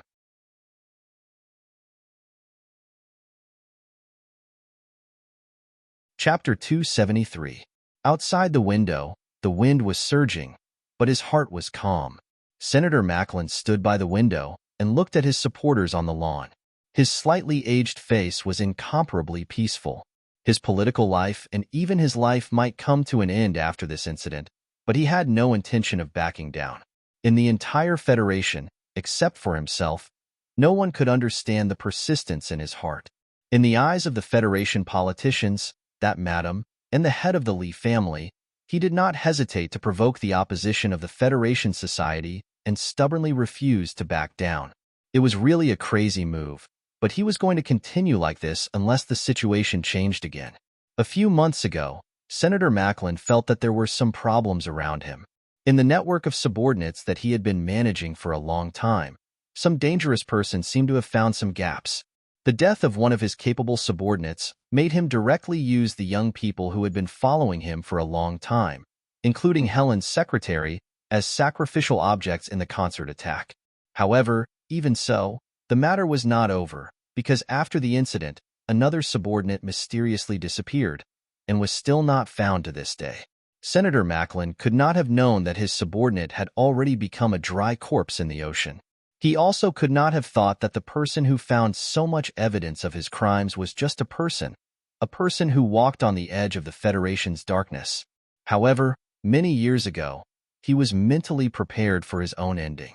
In fact, he had never imagined that he could face the powerful Federation head-on with the power that he had discovered among the young people in the 4 states around the mountains. 60 years in a foreign land. When did I not miss my family for a moment? Not many wrong paths in the galaxy. I offer my body to the light. Senator Macklin silently recited this ancient poem in his heart, thinking that this life was enough. Outside the door, Inspector Xiao Wenjing said to a middle-aged man, "Just now, he received a few calls. We did not listen in, but it should be some forces persuading him to temporarily leave the Ministry of Justice so that the situation outside can be calmer." But for some reason, Macklin directly refused. The middle-aged man was none other than Brigiosi, an independent investigator secretly established by the Ministry of Justice and recently approved by Parliament Hill. He was a respected senior law professor of the First Military Academy, but this time, he was in charge of investigating a candidate for the vice president, a politician deeply supported by the lower class of the Federation. He still felt endless pressure. Mr. Bugliassi looked at the crowd outside the window, who had stayed up all night. He smiled and pushed open the door and walked in. Mr. Bugliassi put these unexpected difficulties behind him. Senator Macklin turned around and said with a gentle smile, "Hello, Mr. Inspector. This is the first time we've met, but please don't persuade me to leave. I won't leave before the Department of Justice has cleared my name and formally apologized to me." Officer Briassi looked at him quietly. After a long time, he said in a rather playful tone, "Mr. Senator, you don't have to leave. In fact, we will have many more opportunities to meet in the future. I'm here to inform you that a special hearing will be held on Parliament Hill soon. A key witness will point out your role in the Linhai State Gymnasium assassination in front of the senators." Senator Macklin's eyes slowly narrowed. It only took him a short time to remember that girl, the girl who liked sex, the girl he had personally trained for a year, the girl who should have been dead. The sun at 8 or 9 in the morning shone over the capital special district. The magnificent building on Parliament Hill had a long shadow that extended all the way to the back of Green Mountain, covering the green trees and morning birds there. The straight pool and lawn in front of the Parliament Hill were extremely neat. White pigeons walked in between, pecking at the grains thrown by people. Senator Macklin was being interrogated in the Ministry of Justice building, and the protesters were also gathered in that direction. The sacred Parliament Hill of the Federation should have welcomed its own tranquility, but at this time, the long stone steps were already surrounded by reporters who had heard the news. The Parliament Hill hearing procedure was a very complicated matter. However, the madam behind the scenes and the big shots in the Federation had forcibly simplified the procedure to the extreme. Even the most well-informed senators only found out about the news in the middle of the night. More senators canceled their trips at the last minute and rushed to the Parliament Hill. However, when they thought of the seriousness of the matter, no one raised any objections to the holding of the hearing. The reporters who had heard the news were only a few minutes late. The broadcast vans of the major TV stations in the Federation were already on standby, ready to broadcast at any time. However, in order to win the right to broadcast in the Parliament Hill, who knew how many rounds of requests and torment they had to go through to win the right to broadcast in the Parliament Hill? At 11:30, when it was almost time for lunch, the old senator from South Dakota finally rushed back on a special plane. The Parliament Hill had the necessary number of people, and the hearing on the charges against Senator Macklin was officially held. The 5 huge circular stone pillars on the Parliament Hill were incomparably grand and magnificent. The interior of the meeting hall was even more spacious.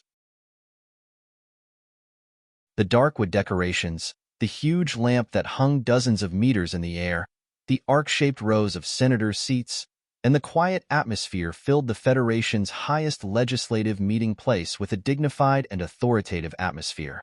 Zhang Xiaoming, who was wearing a bra, walked in through the side passage of the Parliament Hill under the guidance of an official from the Ministry of Justice.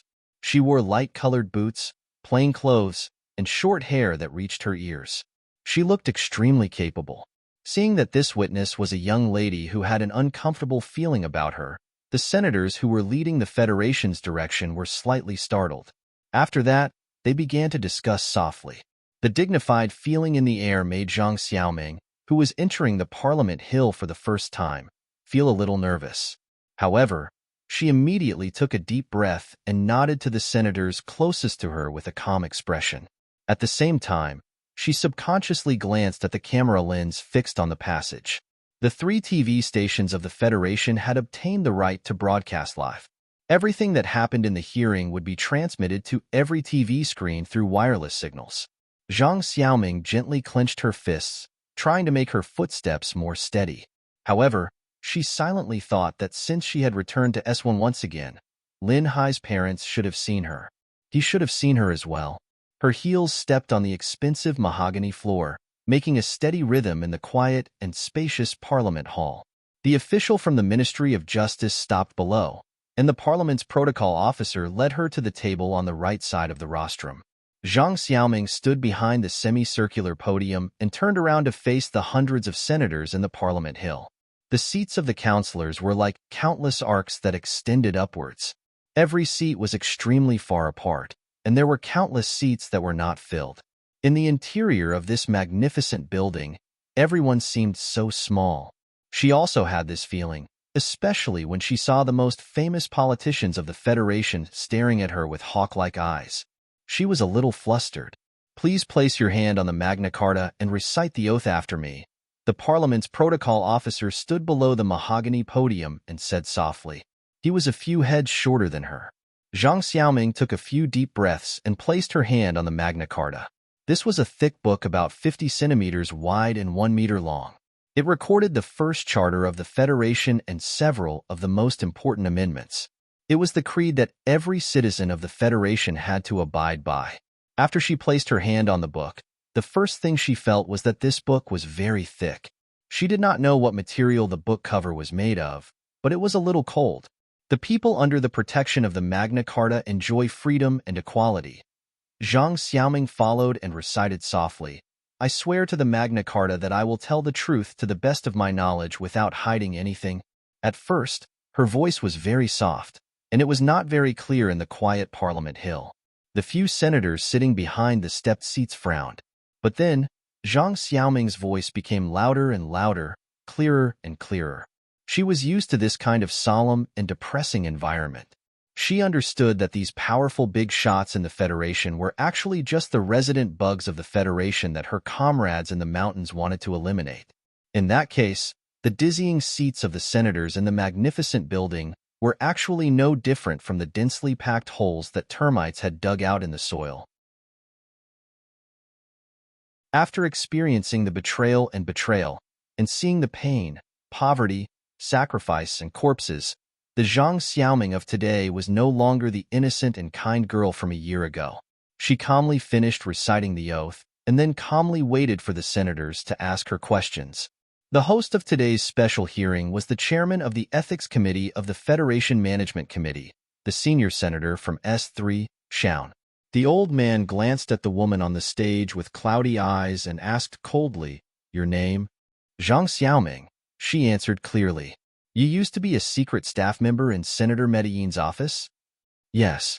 But according to the report, you should have died in a sailing accident in Region S2 in the first half of the year. That was a conspiracy. I am still alive. I am standing in front of all the senators now to reveal this conspiracy to you. This was not a court trial, but it was colder than a court trial. At this time, the senators had already received the specific questions and the scope of the hearing. As the anti-government girl from the Green Dragon Mountain on the stage answered in a very organized manner, the solemn Parliament Hill gradually fell into silence. This was the first time in history that a member of the anti-government army stood in the Federation's highest council in broad daylight. This matter itself was history. In the Wangdu condominium 120 kilometers away from the Parliament Hill, Su Lu was silently watching the live broadcast on TV. He looked at the girl who was both familiar and unfamiliar, calm and composed. There was no trace of the young and inexperienced girl from before, only a determined temperament. He did not feel that there was another historical event in the Federation. He only felt that the history of the past 2 years was ridiculous.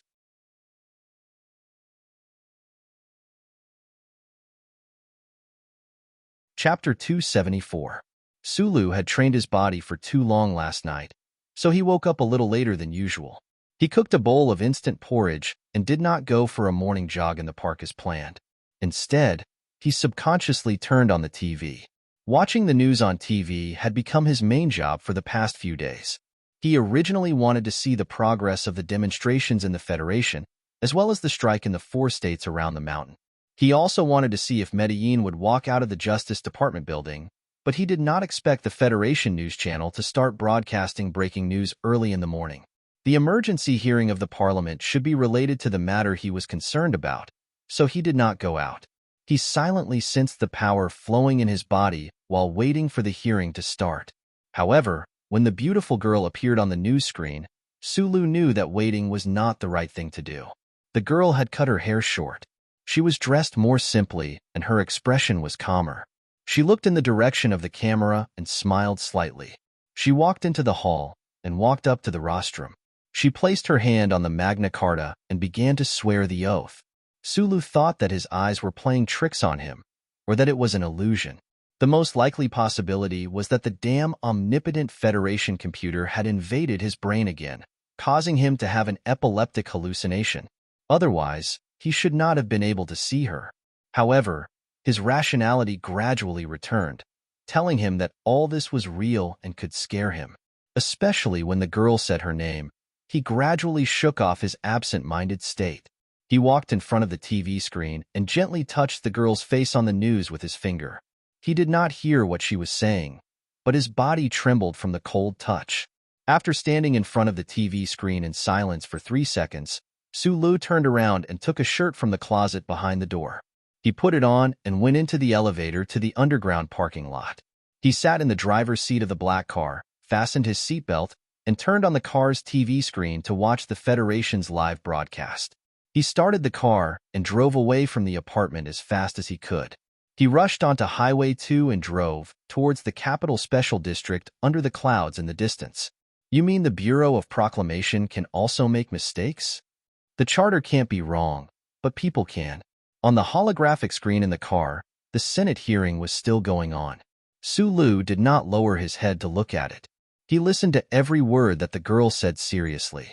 His expression did not change at all. He only looked a little pale, and occasionally, there would be a faint blush on his face. You were once a returnee, and according to your own account, you are now a spy for the anti-government army. I don't understand why you would risk being arrested and returned to S1, and even request for this special hearing. On the light screen, Senator Zion frowned and stopped Zhang Xiaoming from replying. He continued, a woman who has no loyalty to the Federation at all. How trustworthy is your testimony? I am loyal to the Federation, but I am not loyal to the Federation government. The anti-radar equipment on the car had already been turned on. All the sensors on the road were ineffective against the black car that passed by like a ghost. Sulu did not know how much he exceeded the speed limit, and he did not have the extra energy to care about the cursing drivers on the highway. He narrowed his eyes and paid attention to the progress of the hearing. He drove into the Capital Special District, bypassed the empty Hawking Avenue, and turned towards Charter Square. However, he was blocked by the busy traffic near Parliament Hill. Without any hesitation, Sulu casually threw the car on the side of the street, slammed the door, and ran towards the Senate building in the distance. He ran as fast as he could while tidying up his clothes. Only then did he notice that he had randomly grabbed a military uniform without epaulets. The traffic in the capital was usually not so busy. He did not know if it was the demonstration that blocked the traffic and hindered people's communication. Sulu angrily squeezed through the young students holding signs. By the time he reached the stone steps of the Senate building, a long time had passed. The front of the Senate building was crowded with news media. Only a few large television stations were allowed to broadcast the hearing live. As many as hundreds of reporters and cameramen were standing on one side of the lawn. In front of the chosen backdrop of Parliament Hill, they hurriedly reported the situation to the channel manager. They were making real-time news connections. The scene was chaotic. Sulu passed through the heavy cameras and quickly walked up the stone steps to the entrance of the Senate building. He was stopped by the police cordon and hundreds of military police. Outside the police cordon, other than the reporters, there were also some excited people who came for some unknown reason. Everyone was excited. Sulu wiped the sweat on his forehead. In this cold late autumn day, he was drenched in sweat from running. Through the shoulders and the brim of the hat in front of him, he looked at the tall and wide entrance of the Senate building. He listened to the discussions around him, but gradually calmed down. Seeing that the girl was still alive, he did not know why, but he did not need a reason. His body seemed to be controlled by instinct and rushed out of the apartment to the place closest to her. But then he suddenly thought, what was he doing here? Was it like in the movies, when the soldier who had gone on an expedition to the galaxy returned home in glory and was giving a speech at a special capital city meeting? Suddenly, his lover, whom he had not seen for 3 years, shouted his name from the other side of the lawn. So he was stunned, raised his head, looked into the distance, and was pleasantly surprised. He jumped off the stage and jumped into the pond, creating a trail of white splashes and startling a few lazy waterfowls. He ran away, and then hugged in the pond, lowered his head, and kissed her. There were tears. Was this a reunion? But this was not a reunion. Sulu felt a little cold, but he still stood stubbornly at the door, waiting for the girl to appear under the escort of the Ministry of Justice. Zhang Xiaoming walked out of the Senate building. A confident and steady smile appeared on her face. She shook hands with the counselor who had specially escorted her out and said a few words in a soft voice. A news reporter handed over a microphone and asked a question loudly. Zhang Xiaoming smiled gently and did not answer the actual question, but she used her calm and sincerity to perfectly portray the image of the anti-government army in the mountains. Sulu looked at the girl in the middle of the stone steps quietly through the crowd. It had been a long time since he had seen her so closely. In the past, he had only looked at her from a dining table away. In the past, he had never looked at her from such a distance. But now, separated by the crowd, it was as far as the Milky Way. Zhang Xiaoming had become a lot more mature. This maturity was not because the harsh environment of Green Dragon Mountain had left an indelible mark on the girl's face. She was still young and beautiful, but there was a trace of inexplicable determination in her temperament. He did not know how many things had happened to her in the past year. The elf girl with the red devil horns had finally grown up. Sulu looked at her quietly and thought about it quietly. He watched her smile sincerely at the reporters and thought about the snow and porridge in the girls' dormitory in the plum garden. He had never forgotten those memories. Instead, because of her death, they had become unforgettable. But for some reason, when he saw her appear alive in front of his eyes, those memories that often appeared in his dreams in the middle of the night suddenly faded away. At this moment, Sulu saw Zhang Xiaoming turn her head to the side amidst the flashing lights. Her calm and steady eyes seemed to be wandering, as if she was looking for something in the crowd. Then, those eyes fell on his face. On the stone steps of the highest authority in the Federation, separated by the crowd and noise, Sulu and Zhang Xiaoming's eyes met. At this moment, it was as if there was no existence other than them. Zhang Xiaoming's eyes flashed with a trace of surprise, a trace of helplessness, a trace of guilt, a trace of sadness, a trace of uneasiness, a trace of joy. Countless emotions eventually converged into a single teardrop that slowly flowed down from the corner of her eye. Sulu quietly watched her cry in the crowd. His incomparably complicated emotions suddenly became clear and calm. A reporter in the crowd asked a question loudly. Zhang Xiaoming, who was in a daze and crying, came to her senses and slowly turned her head. It was so difficult to turn her head back. The flashing lights around her were so bright. Zhang Xiaoming clenched her fists tightly.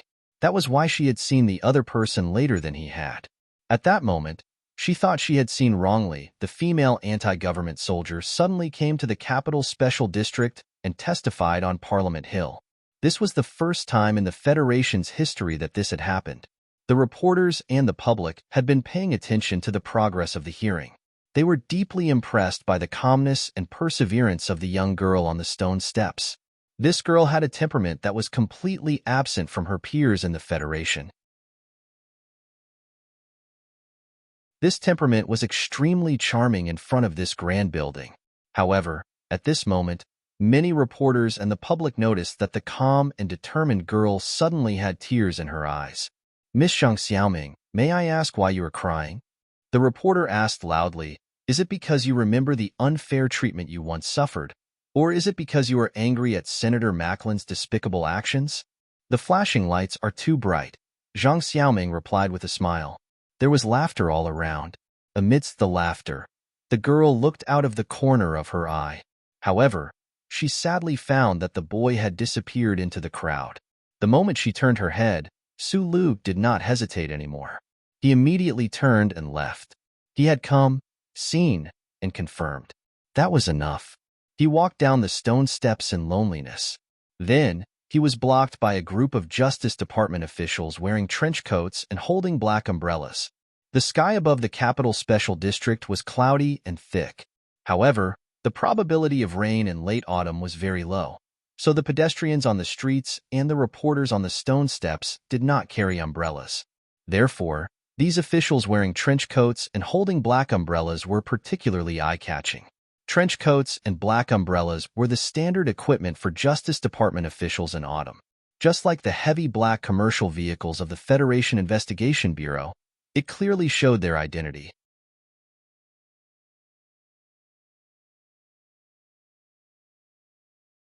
Chapter 275. Sulu had only had time to brush his teeth after waking up. He hadn't even combed his hair, so his somewhat messy black hair was scattered across his head. He quietly looked at the Justice Department official in front of him and noticed that this person's face was slightly red, and he was panting heavily. It seemed that he had just run not far. "I won't cooperate because I'm not in the mood." At this moment, his feelings were complicated and heavy that no one could understand. He glanced at the official in front of him, shook his head, and walked forward somewhat numbly. "You have to cooperate." There were about 7 or 8 officials from the Justice Department, and they directly blocked his path. The official from before said coldly, "Just now, we went to Wangdu Apartments to look for you, but you ran away first. We followed you all the way here, and were almost shaken off by you. It took us a long time to find you. If you don't come with us, I have the right to arrest you." At this moment, Su Li's feelings were very messy and terrible, but it didn't take him long to understand what this Justice Department official wanted to investigate. Naturally, it was related to Zhang Xiaoming, who had just walked out of the Parliament building. The Justice Department wanted to accuse Senator Macklin of participating in the Lin Hai assassination, so they naturally needed his testimony. However, this was a cold and sad day. He just subconsciously wanted to leave the crowd behind him, leave his chaotic emotions, and leave this place as soon as possible. Therefore, he didn't want to go to the Justice Department for any investigation. He pushed the official in front of him away and continued to walk forward in silence. Suddenly, a voice said, "If I'm not wrong, our goal should be the same. You know that we are investigating Macklin, so I think you should come with us." Sulu looked up and saw Inspector Xiao Wenjing. He was no stranger to this inspector. During the murder case on Hushan Road, the two of them had interacted many times. In the recent news, this inspector, who had been temporarily transferred to the Justice Department to be in charge of the Macklin case, had been on the news many times. Goal? What goal? Sulu met his serious gaze and suddenly opened his mouth. His voice was full of self-mockery and frustration. It was unknown whether he was asking the other party or himself. Under the obstruction of Inspector Xiao Wenjing, the officials of the Justice Department watched the young man leave without taking any coercive measures. The officials looked at Xiao Wenjing and asked for the reason in confusion. They anxiously thought about the importance of this person to the Macklin case. "When we checked the files this morning, he was from the Department of Defense. We didn't have the authority, so we could only ask for his cooperation." Xiao Wenjing looked at Su Li's back as he walked toward the lawn. For some reason, she could feel the emptiness in this young man's heart. The efficiency of the Ministry of Justice was very high. When they found out that the Green Dragon Mountain anti-government army had provided an important witness, the follow-up work immediately started. Thus, Xiao Wenjing saw a lot of secret files regarding Su Lu. Xiao Wenjing knew that Su Lu and the girl who was being interviewed on the stone steps were once lovers. After some sorting out, it didn't take too much effort for this sharp inspector to guess what had happened. The recent series of scandals in the Federation also made him understand why this man named Sulu was involved in the murder case on Hushan Road. Even if he is an officer directly in charge of the Department of Defense, this matter is too important. "In the future, we will need him to testify in court," an official said. "Keep an eye on him.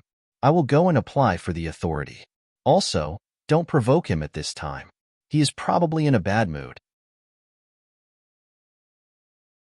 Xiao Wenjing walked toward the car and said, "Actually, when he thinks it through, he will come and find us." Sulu sat on the bench by the lawn and thought for a long time, but he still couldn't figure it out. His honest and simple face didn't show the intense inner struggle at this time. Instead, he looked a little lonely because of the silence.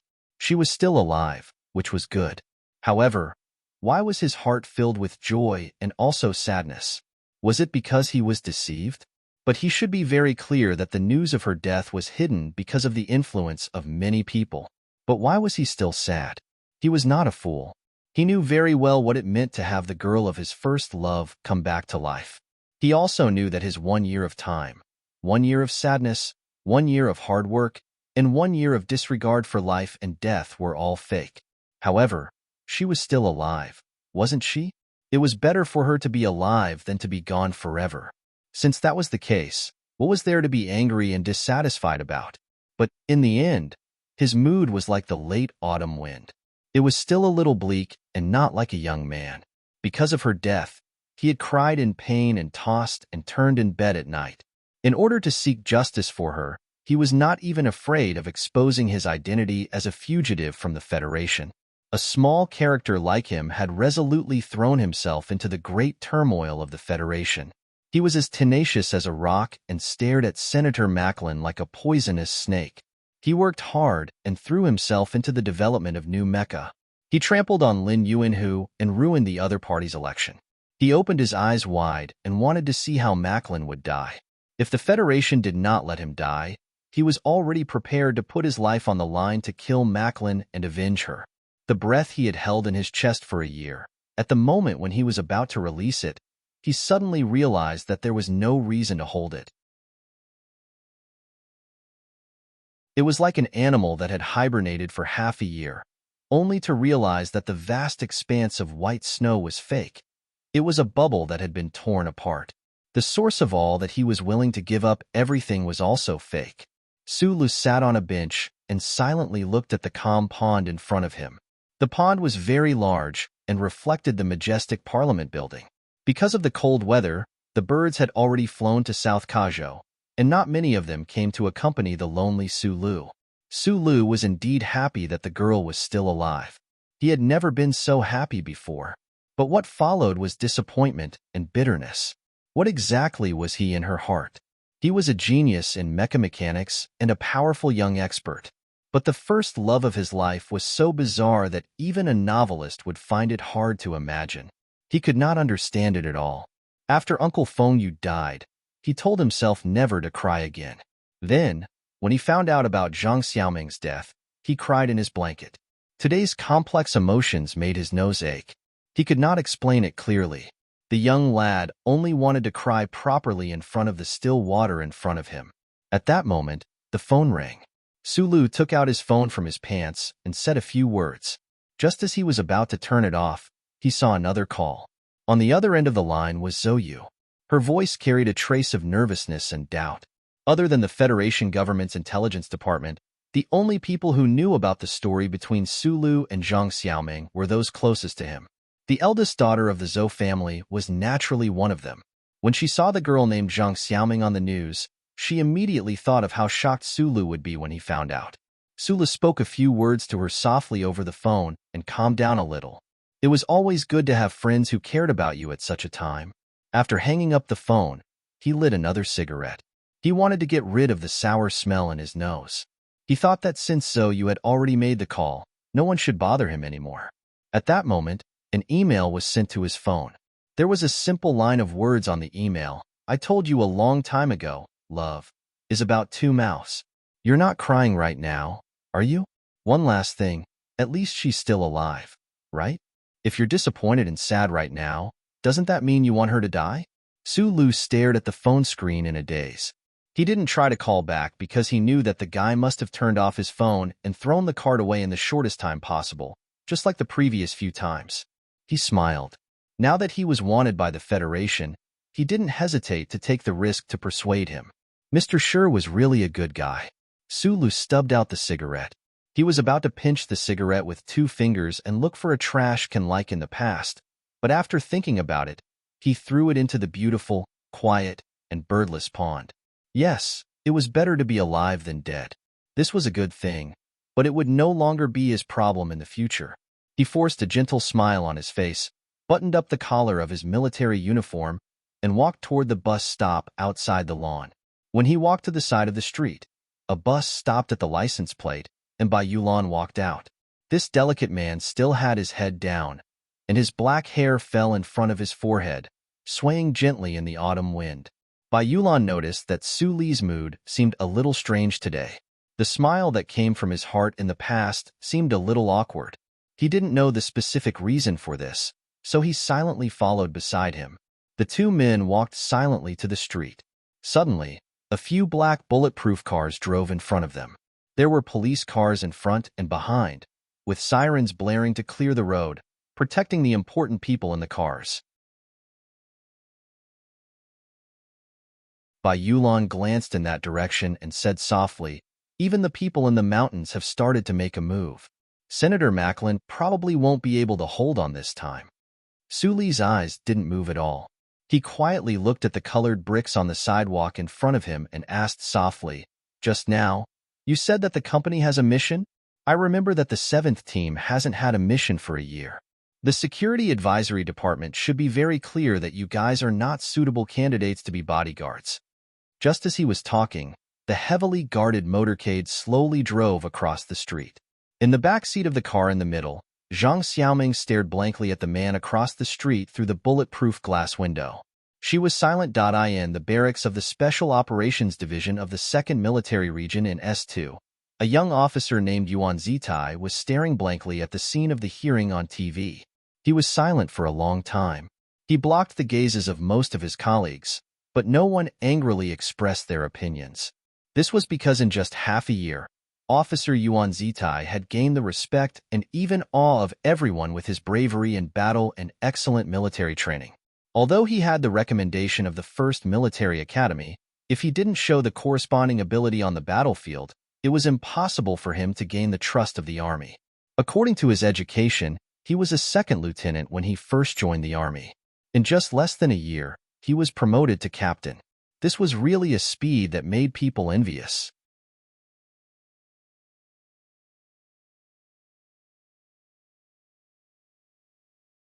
Chapter 276. In this universe, Tai Ziyuan was the one who understood the story of Su Lu and Zhang Xiaoming the most. He understood it even better than Shi Qinghai. He personally arranged the Double Moon Festival Ball and gave Su Lu a surprise. He personally facilitated the reunion of the young man and woman under the Double Moon Pillar. He even knew that Su Lu only lasted a short while on that wonderful night before he was utterly defeated. Because he understood, he had a deep impression of it. He, who used the pseudonym Yuan Zitai, quietly watched the girl on the news. He knew that Su Lu must be feeling very complicated and uneasy, but he only felt cold and angry. He saw Su Li's silence and sadness after hearing the news of Zhang Xiaoming's death. It turned out that all of this was just a setup. The person who set this up might have their own intentions, but if a woman could bear to see the man who loved her fall into despair, it was really cold to the point of being cold-blooded. At this moment, Tai Ziyuan suddenly wanted to give Su Lu a call. He wanted to temporarily forget about his life plans and comfort his only friend in the Federation. However, at this moment, the division commander walked in with an ordinary-looking middle-aged man. He coldly turned off the TV and ordered them to assemble. After they assembled, the division commander looked at the elite special operations team and said in a deep voice, "Now we are announcing the Bureau of Proclamation's 2nd sequence mission. From this moment on, you are to cut off all contact with the outside world. Except for direct orders from the Bureau of Proclamation, reject all requests from the military. Your mission is to enter Green Dragon Mountain and find a grave." The middle-aged man was an official from the Bureau of Proclamation. After confirming that there was no possibility of any leaks, he showed a picture on the holographic screen and coldly said to the soldiers below, "Find it and dig it up." Tai Ziyuan's eyes narrowed. Friends who had been with Su Lu for a long time seemed to be infected by that cheerful young man. When they encountered a difficult problem, they would always narrow their eyes and hide their true emotions. The picture was an old-style double grave lying in an unknown mountain forest. The word "my" could be faintly seen on the tombstone.in, the faraway sector of the West Woods, in front of the channel of the Night Scorpion Nebula. An elite Special Forces squad of the 4th Military Region was stationed. In the middle of the night, the closed door of the barracks was suddenly pushed open. Colonel Lake walked into the barracks with a solemn expression, turned on the light, and pulled up the information. He said to his subordinates who were still getting dressed, "Second order of the Bureau of Proclamation, infiltrate Planet Karzi immediately, enter this company, and find all the information since the 37th constitutional era. If this matter is exposed, kill without mercy. Keep this a secret." The valiant soldiers looked at the information on the holographic screen, and their spirits were suddenly lifted. They were not a group of special forces that specialized in the battlefield, but a sharp weapon used by the Federation to infiltrate the Bermuda Star region. Every one of them had extremely powerful stealth abilities. They were all too familiar with the Bermuda Star sector. Planet Karzi was the second largest administrative planet in the Bermuda Star sector, and the name of the company was even more familiar.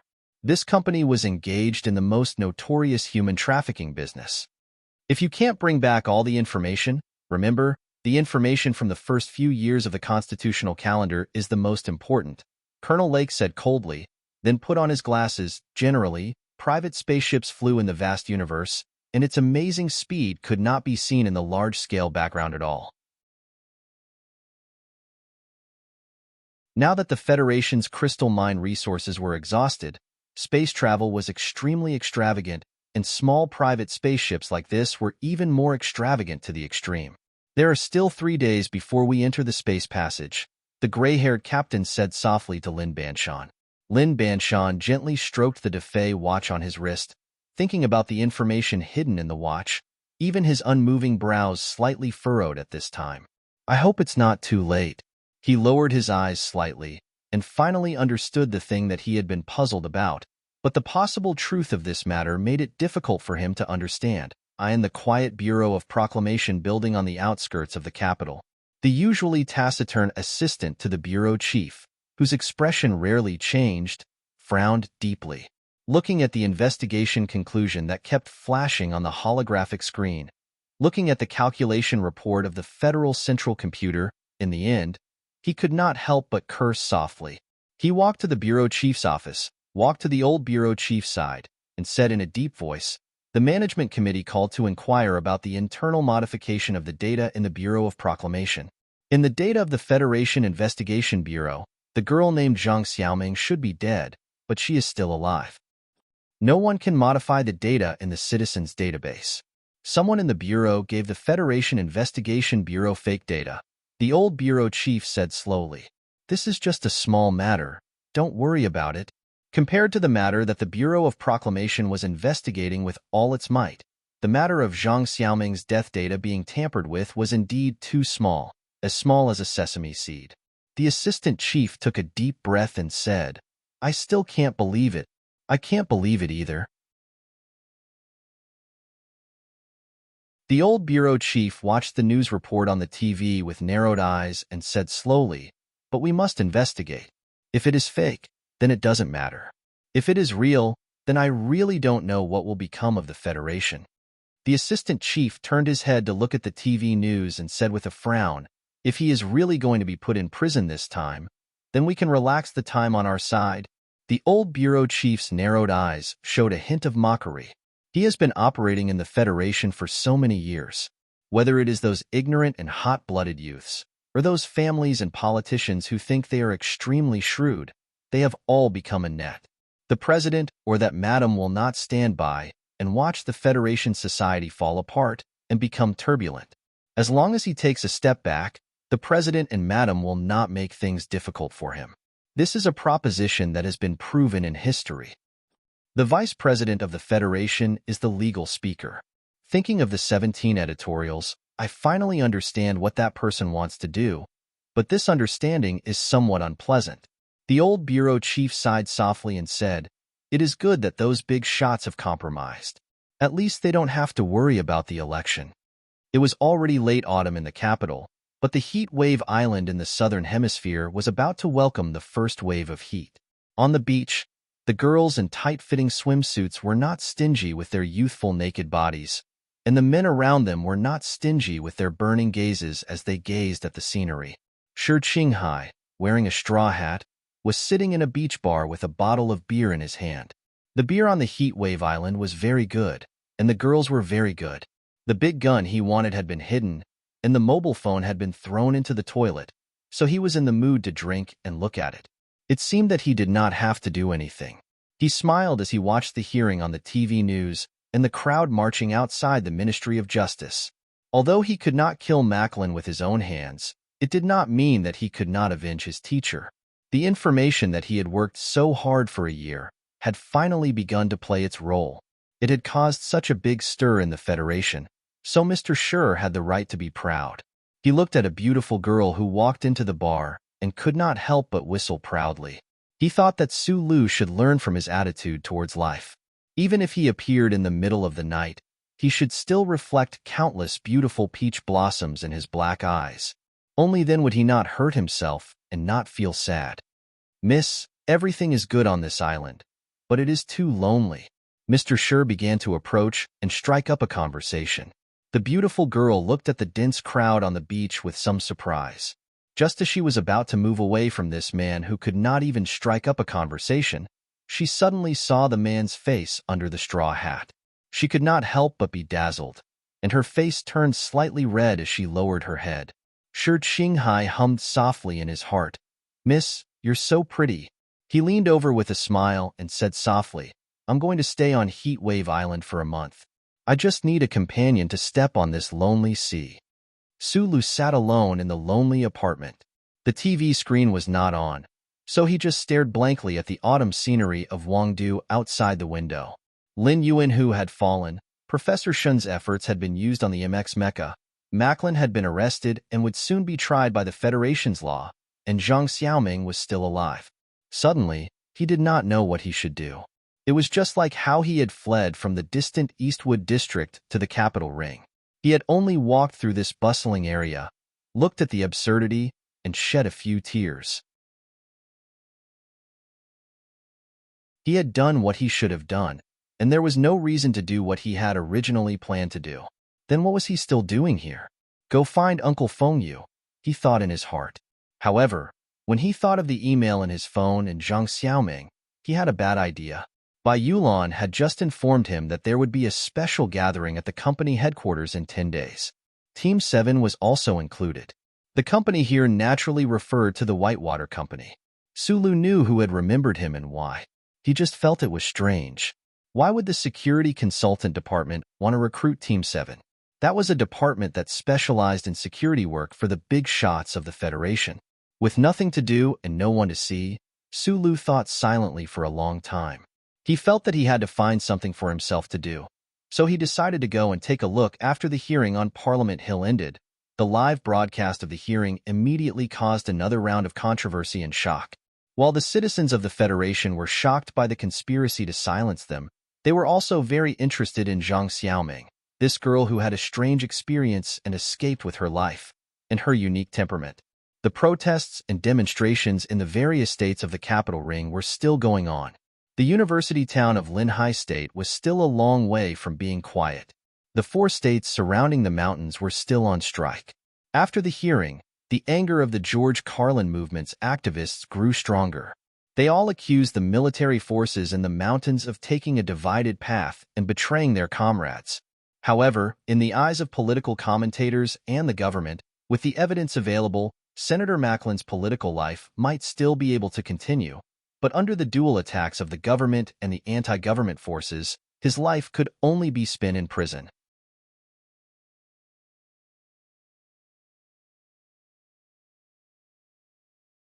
Chapter 277. According to intelligence reports, your first boyfriend is now very impressive. He is one of the biggest contributors to the new MX Mecha.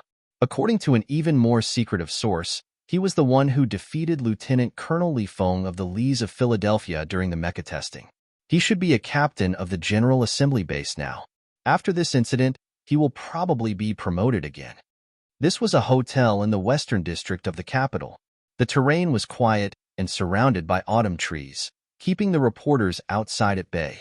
This was the first time the Federation government had cooperated with the anti-government forces in the mountains. In terms of details, they had done very well.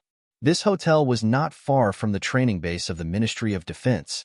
A large number of armed forces could be mobilized at any time to prevent accidents from happening. Zhang Xiaoming stood by the window and looked at the unfamiliar streets of the capital, thinking about how he had lived in this city for a year. Working hard for a year, she felt an indescribable sense of loss. She knew about Su Li's ability in the field of mecha repair, but she had not expected him to be able to participate in the Federation's development of the new MX mecha and play the most important role. Only mecha battle? In those beautiful memories of hers, Su Lu only spent his days in Section H of the library. He was born a soldier. How could he know how to operate a mecha? You met today? The middle-aged man in the room frowned. Looking at the girl's back, he vaguely sensed something. Zhang Xiaoming turned around and looked at him calmly. Yes, but we didn't talk. The middle-aged man was silent for a moment, then sighed and said, At least you should talk and hug. There's no point. Zhang Xiaoming lowered her head slightly. She knew better than anyone the stubbornness hidden in that boy's honest nature. The two brushed past each other. This parting was real. It was no longer a lie of parting by death, but a real parting of life. The middle-aged man looked at her quietly. Like a father, he patted her head gently and said, Call home later. After your parents see the news, they will definitely need you to comfort them. Zhang Xiaoming nodded softly and said seriously to the middle-aged man, There are government spies and surveillance facilities everywhere here. You shouldn't have taken the risk to come here personally. As the intelligence leader of the anti-government forces, this powerful person with the codename of he had come to S1 countless times. But it was indeed a bit risky to appear in this hotel today. He looked at Zhang Xiaoming gently and said, After all, it's a big deal. I was worried that you wouldn't be able to handle it. But it's much better than I expected. You didn't disappoint me. Zhang Xiaoming shook her head and said, Those big shots need me to help them defeat Macklin. My safety is not a problem, but you should leave quickly. The Federation government has put me on the wanted list for many years, but I am still alive and well, the middle-aged man said gently. Don't worry about anything. His extremely ordinary face, which no one could see through his disguise, suddenly flashed with a trace of deep worry, but he didn't say anything to the girl by the window. As an important figure in the anti-government forces, he had dealt with the Federation government for decades and knew how shameless those big shots and politicians were in a manor hidden in the woods in the southern suburbs of the capital. The vice president of Sanlin Inha Bank, Li Xiuzhu, stood silently and stiffly in front of a chair like a piece of bamboo. This was an old black wooden chair. The armrests on both sides of the chair had been rubbed for many years and had become extremely smooth. After experiencing the baptism of time, this chair didn't show any signs of decay, just like the old man in the chair. The old man sitting in the chair had a face full of wrinkles. His body wasn't very tall, and he wore a large shirt with a funny little black hat on his head. His pair of turbid eyes occasionally flashed with light, revealing a trace of wisdom that saw through the world. No one in the Federation had ever dared to make fun of the little hat the old man wore, although this hobby was indeed a bit strange.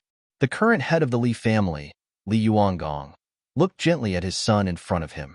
He suddenly extended an old finger and pointed at the little hat on his head and said, Actually, many years ago, someone once made fun of me.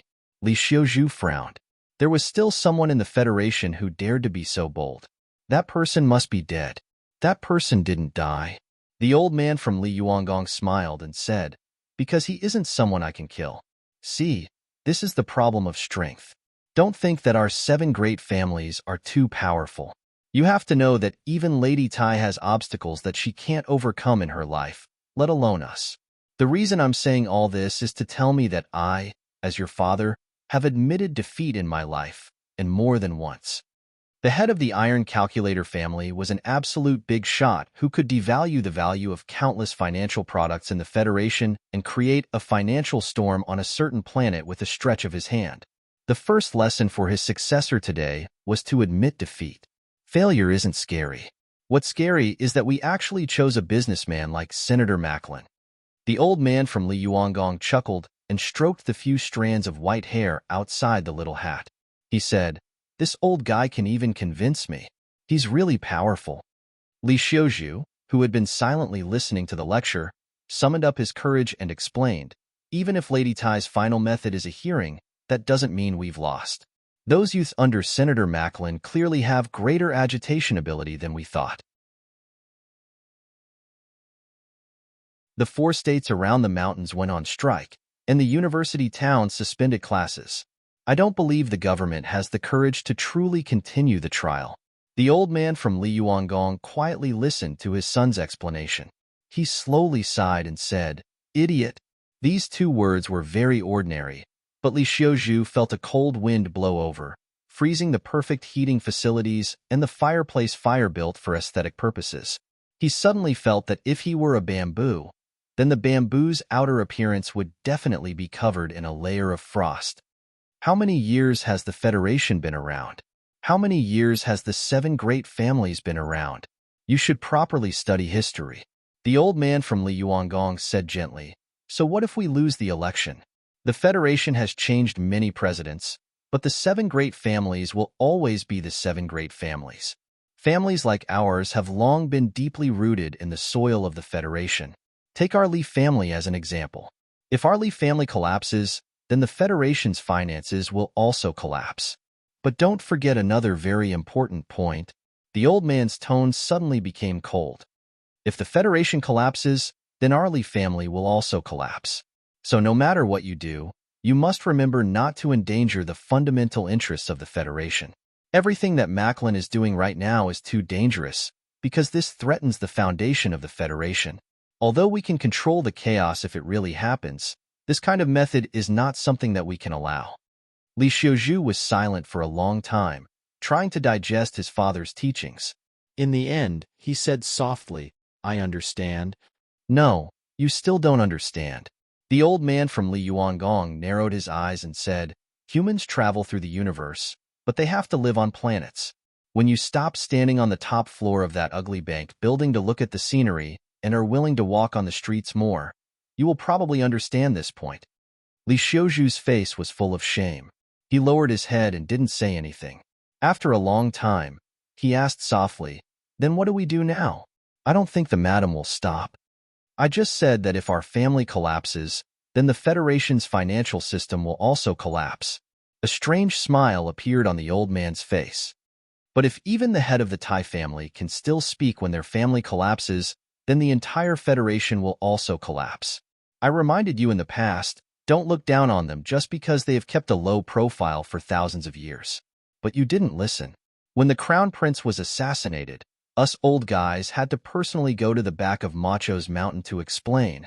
When you really take over, you will probably know how powerful the Tai family is. However, the madam side won't have bad feelings towards us because of this. You should know that the Federation has chosen so many presidents, and every family will choose a different candidate as their partner. This is a tradition, this is history. It's just that this time, the movement seems to be a bit too big," the old man said softly. But, although Li Xiuzhu didn't know anything about the history behind the scenes, he finally had an endless fear towards the Tai family behind the shadow. He said slightly nervously, "If Macklin really participated in the Linhai incident, then it's really over." At the beginning of the year, the Crown Prince of the Tai family was assassinated in the Linhai Stadium. Li Xiuzhu stayed out of the matter and watched coldly, because he knew that this matter had nothing to do with the Li family. However, he didn't know that his father had personally gone to the back of Macho's mountain to explain this matter to the madam. But now, the Li family was Macklin's backer behind the scenes. At this moment, Li Xiuzhu's phone rang. He took the phone and listened carefully for a while. He nodded hard and reported to the old man sitting on the black wooden chair. Macklin released a message from the Ministry of Justice building. He is willing to give in. In the morning, a few expensive cars followed the mountain road and passed through the roadblocks. They traveled along the mountains, through the water, and through the heavy iron gate, and arrived at the picturesque manor in the back of Macho's mountain. The current head of the Li family walked out of the car with the help of his servants. Li Xiuzhu followed behind, and the security guards of the Li family were immediately sent to other places. Butler Jean had a humble smile on his face as he welcomed the father and son into the manor. The useless young master of the Lin family naturally didn't want to see him, but this father and son, who were very influential in the Federation, were very different. On the side of the balcony, Lady Tai, who was wearing a solemn long dress, looked at the old man with a smile and said, "I haven't seen you for almost a year. It seems like your cough is much better."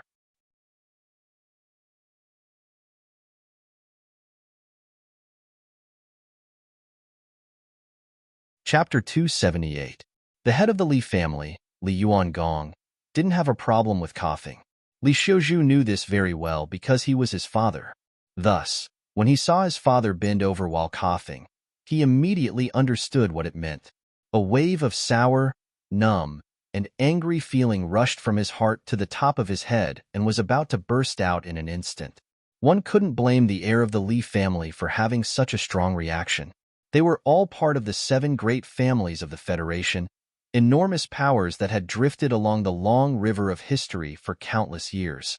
What kind of status did the head of the Li family have? Even in front of the president and speaker of the Federation, he didn't have to lower his head. Moreover, right now, Li Yuangong was only facing a woman, even if she was the madam of the Tai family. However, Li Xiuzhu wasn't an idiot like Lin Dohai.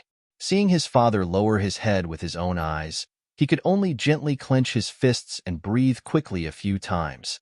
During this process, he actually maintained a calm expression. However, the anger and bitterness in his heart had long overflowed.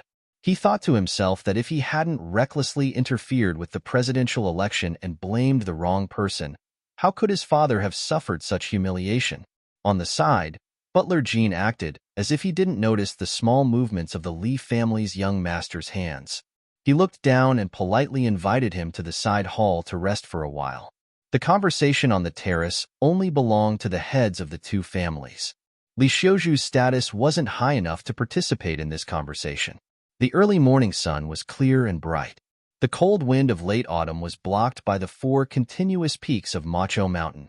The warmth contained in Macho Lake rose along with the mist, raising the temperature on the terrace quite a bit. Back then, the royal family had designated this back mountain as a royal garden. There was naturally a reason for this. Lady Tai personally poured a cup of milk tea for Li Yuangong and said with a smile, "Why did you have to provoke him earlier? Children these days are all incredibly arrogant. If you provoke him too much, I'm afraid it won't be good." At this time, the old man of Li Yuangong seemed to have completely forgotten his previous coughing. He bowed and sat steadily in the chair. He replied gently, "It's just that he's a bit too arrogant. He has to be polished a bit. Also, every time I see the madam, I have to bow. This is a rule that cannot be forgotten." It's been so many years. Who still cares about those rules? Lady Tai said with a smile. Besides, there's no need to do this in front of your son. After a few words of idle chatter, they got to the main topic. The 2 heads of the 7 great families had already handed over the specific matters to the next generation or their subordinates. Their daily lives were really similar to that of immortals. However, today's matter involved the entire Federation, so they had to be more cautious and direct. Medellin is awake. The head of the Li family looked at Lady Tai with a smile and said, "It seems that the old guy is not willing to play the role of a martyr whose name is recorded in history. I don't know what role this councilman wants to play." Lady Tai raised her cup of milk tea and took a sip. The 2 of them remained silent. Only the morning breeze gently blew on the terrace. A few layers of autumn clouds faintly moved in from the east, but it didn't look like it was going to rain. For important figures at the level of these 2, there were many things that didn't need to be said clearly. For example, why Lady Tai was willing to let Medellin go. Councilman Medellin was involved in many matters of the Federation. If he really was brought to trial, not to mention that the Li family's interest would be severely damaged, just the prestige of that old man among the Federation's people was something that the Federation government and the 7 great families had to consider. The current Federation society had already become uneasy because of the recent series of events. Antagonistic sentiments had already gradually emerged among the people. If this fire wasn't extinguished, the Federation's situation would be very dangerous. The poisonous fruit that George Carlin planted still needs a relatively gentle person to carry it. Lady Tai suddenly said softly, Medellin is still a bit better than that Nanshui leader who only knows how to kill. Li Yuan Gong smiled slightly, not saying anything. The discontent in the Federation Society was like nutrients. Right now, most of these discontent nutrients had been absorbed by Councilman Medellin. If Medellin really died, these nutrients would inevitably find a target again. Perhaps they would once again be directed towards those hard-working people in the mountains. At that time, if they wanted to suppress the anti-government army that was growing like weeds, the Federation government and these important figures related to the Federation would have to spend who knew how much money and effort. The Federation's old system had always needed and even welcomed people like Councilman Medellin. If it wasn't for this, how could those crafty councilmen and the 7 great families who watched everything from the shadows allow an outsider like Medellin, who had an anti-government army background, to participate in this political feast? In the past 10 years, the so-called nonviolent advocacy, the so-called legendary politician, Councilman Medellin, was only a symbol that the Federation needed. Or perhaps it could be said that many powers were intentionally or unintentionally raising a little white rabbit. It was just that this little white rabbit had recently discovered that carrots were too delicious and was actually a bit reluctant to leave. This violated a taboo. Even though the head of the Li family had previously praised this old fox's political wisdom in the depths of his heart countless times, he still believed that he could only be a little white rabbit. They didn't want to beat this little white rabbit to death. They only wanted him to be a little white rabbit again. What does he want? Lady Tai asked softly. Li Yuan Gong smiled and stated a few conditions. Lady Tai put down the Guna porcelain cup filled with milk tea and calmly looked at the milk tea in the cup. Her hands were calmly placed on the hems of her long skirt, palms facing the sky, not moving at all. The morning wind on the terrace stopped. The clouds in the sky also stopped moving. The back of the mountain was clear and bright. After a long time, she raised her head and calmly said, Okay. Thank you, madam. Li Yuan Gong said with a smile. Mr. President handled the matter of Dean Lin quite harshly. This isn't good, Lady Tai said with a smile. In the afternoon, I'll go persuade him. Thank you for your hard work, madam. Li Yuan Gong lowered his head in respect. Lady Tai was also very satisfied with today's conversation. She eliminated the instability within the Federation Society, continued the path she had set in the past, perfectly won the presidential election, and obtained even more benefits. What else did she need? As for what she or he did, what kind of harm it would bring to certain people, what kind of ugly page it would write in the history of the Federation, they didn't care. This type of person would never appear in history. They had always been trying to control history, create history, and change history. Lady Tai's hands that often cooked weren't all that white and tender. She casually wiped them on her skirt, picked up the milk tea, and took a sip. The back of her hand was facing the sky as she gently placed it on the table. She began to chat with Li Yuan Gong's elder. Wherever you go, you always bring that black chair with you. I've always been very curious. What's so good about that chair?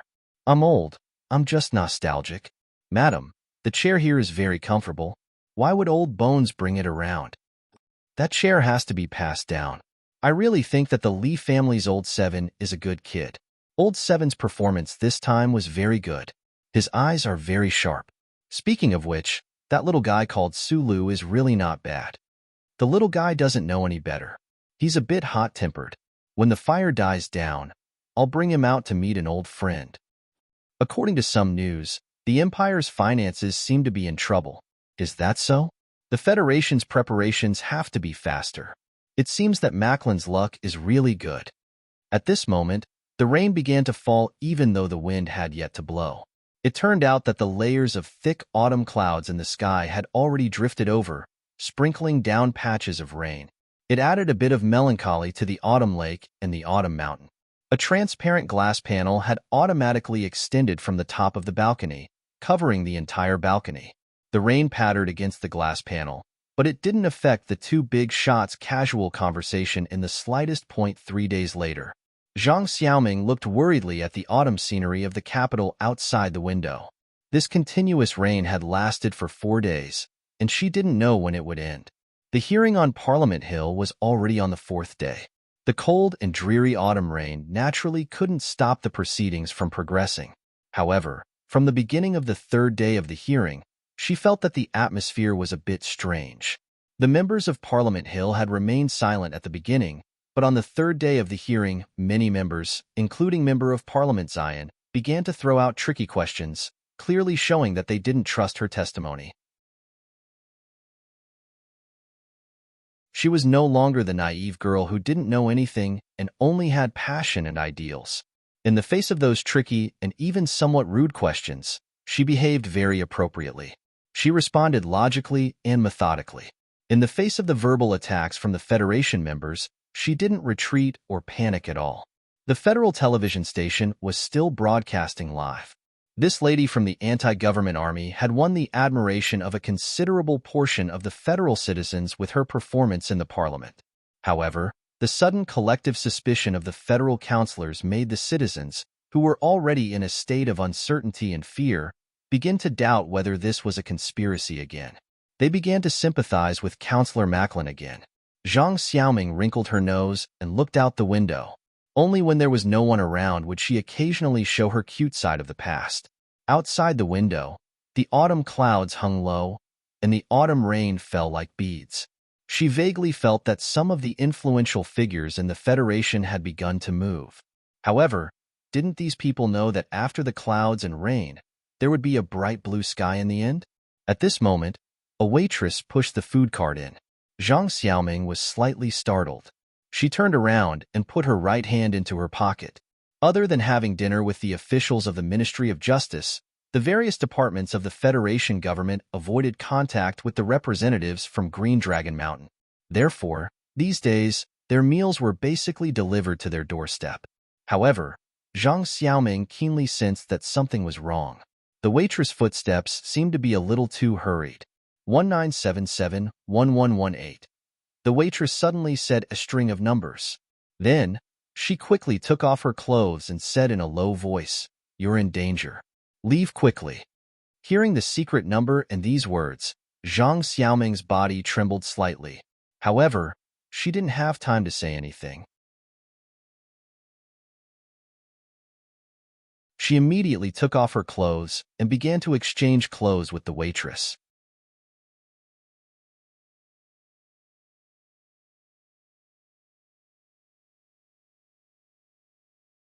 Chapter 279. The door to the dining room at the bottom floor of the hotel was gently pushed open. A waitress walked in with a dining cart. Her movements were very nimble, as if she had been doing this job for many years.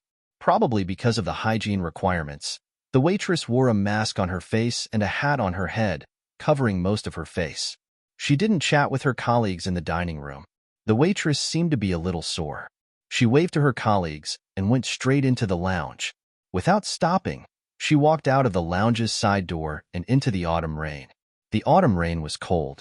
Zhang Xiaoming walked at a normal pace in the hotel's backyard. In a temporary shelter from the rain, she took off her work clothes and took out a change of clothes from a box. She also took out a piece of paper from under the clothes. The topographic map of the hotel and the exit route were drawn on the light yellow instant paper. She was very familiar with the hotel's layout. After re-examining the route and confirming that there were no problems, she stuffed the paper into her mouth and quickly swallowed it. It was a woman's trench coat with a hood. She flipped the hood over to block the cold raindrops and covered her face again. Walking along the stone path in the hotel's backyard, she soon felt that something was wrong. At this time, the backyard was deserted. Not many people would walk in the rain. Her figure was particularly eye-catching. A few people were walking toward her. Zhang Xiaoming didn't lower her head. Using the shadow of the hat as cover, she walked over with her head held high. Further away was the entrance guard. A few police officers were wearing raincoats, chatting about something in boredom. The Ministry of Justice had made a lot of preparations for this key witness of the hearing. The Federation Bureau of Investigation and the Police Bureau were also cooperating. Around the entire hotel, there were countless layers of checks and surveillance lines. On the contrary, to respect the dignity of the anti-government forces, The security on the upper floors was much more lax. The main task of these police officers was to ensure her safety and prevent the fanatical followers of Senator Macklin or the possible assassins from getting close to her. However, if she wanted to leave now, these people would become a problem. Zhang Xiaoming lowered her head slightly and looked at the police. She touched the fake ID and the little item in her pocket, took a deep breath, and walked over. Compared to the police here, the soldiers and the Federation's electronic network at the other exits were more troublesome. When they were about to reach the exit of the backyard, the few police officers in raincoats didn't show any special behavior. However, at this moment, several military vehicles painted in dark colors quickly drove over, stirring up the rain along the way. They braked violently and stopped at the entrance of the backyard. A group of armed soldiers rushed down from the military vehicle and quickly showed their authority to take over the defense at the back door. The rest of the soldiers entered the back garden. The moment the military vehicle entered her line of sight, Zhang Xiaoming understood what was happening. Her footsteps did not slow down at all. She followed a small path by the back door and disappeared into the rain. A minute and a half later, she arrived at another exit before the Federation's deployment. However, there was no one from the organization outside this exit. Most importantly, this exit had the scanning program of the Federation's electronic surveillance network. The face of the girl in the hat was slightly pale, but her eyes were exceptionally bright. She made up her mind to break through this exit. Although it would definitely trigger the alarm, there was no one around, so she could buy some time. Just as she stepped into the scanning channel, a person suddenly came to her side. A faint blue light enveloped the two of them. The two of them walked quickly. The Federation's electronic surveillance network, which would never make mistakes, did not react at all. In the autumn rain, Zhang Xiaoming and that person walked into an alley and got into a car that had already been prepared. The car stopped 3 times on the way and set up enough disguises before they arrived at their real destination. It was a simple hotel near the capital university that did not require identification. Zhang Xiaoming wiped her wet hair with a dry towel. She looked at the person she regarded as her father and quickly asked, "Why did the Federal Army suddenly make a move?" "I don't know." The intelligence leader of the anti-government forces, the extremely mysterious middle-aged uncle, shook his head. It was already very late when the information came. It was probably a sudden decision by the Federation government. The people in the government did not have time to react. The middle-aged uncle was an important figure in the anti-government forces, but he seemed to not know his own importance. He was always active in the most dangerous capital special district. His outfit today was not as wretched as Sulu had seen him before, nor was it as normal as usual. He wore a pair of glasses and looked like a middle-aged lecturer commonly seen in the capital university. Zhang Xiaoming took out a small tool from her short windbreaker and placed it on the table. It was a cleverly designed stun baton. Within a range of 3 meters, it was more effective than a handgun. She did not ask the middle-aged uncle what the small device that emitted a faint blue light was, but she could guess. The Federation government had not been able to arrest him for so many years. He had always been very confident in running around the universe for the organization. The small device that could hide from Charter's eyes was definitely extremely important. The middle-aged uncle walked to the window, lifted a corner of the curtain, and looked at the capital university in the autumn rain in silence. The Federation government had turned against him. This was both within his expectations and beyond his expectations. Senator Macklin had not been convicted, and the big fish in the sea had not been caught. Why was his net abandoned? In the simple hotel room, the wallpaper was peeling. The color difference of the TV screen was a little off, and the news image on it looked a little distorted. Zhang Xiaoming and the middle-aged uncle watched the news in silence. Their feelings were as unreal as the image on the TV screen. In the news image, the breaking news reporter from the Federation TV station was anxiously saying, "An important witness in the Macklin case, an important witness from the anti-government forces, Zhang Xiaoming, suddenly disappeared this afternoon. There is currently no reliable information on what happened." Zhang Xiaoming quietly watched the news and suddenly asked, "Is the source of your information reliable?" The middle-aged uncle said, "It's news from the president's office. The Ministry of Justice suspects you of perjury and is preparing to arrest you. Zhang Xiaoming thought of the murderous soldiers from before. She lowered her head and thought for a moment. Suddenly, she said, "This is wrong. I have to go back immediately. It doesn't matter if they deliberately release the information or not. As long as I leave the hotel, those people will have achieved their goal of stopping the hearing."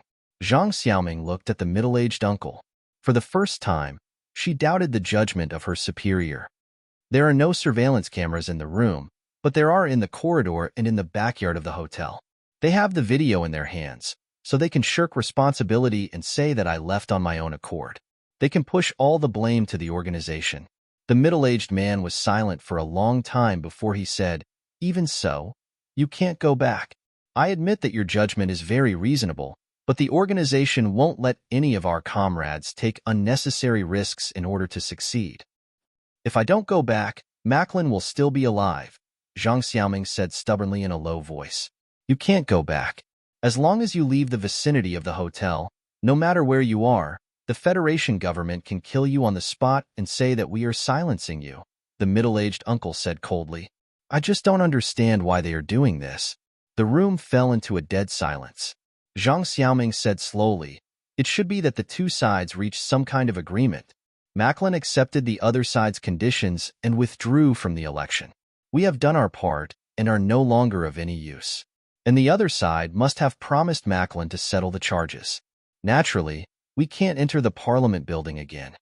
An hour later, the Federation's television news confirmed Zhang Xiaoming's speculation. The Minister of Justice held a press conference and showed the video to prove that Zhang Xiaoming had left the hotel on her own accord.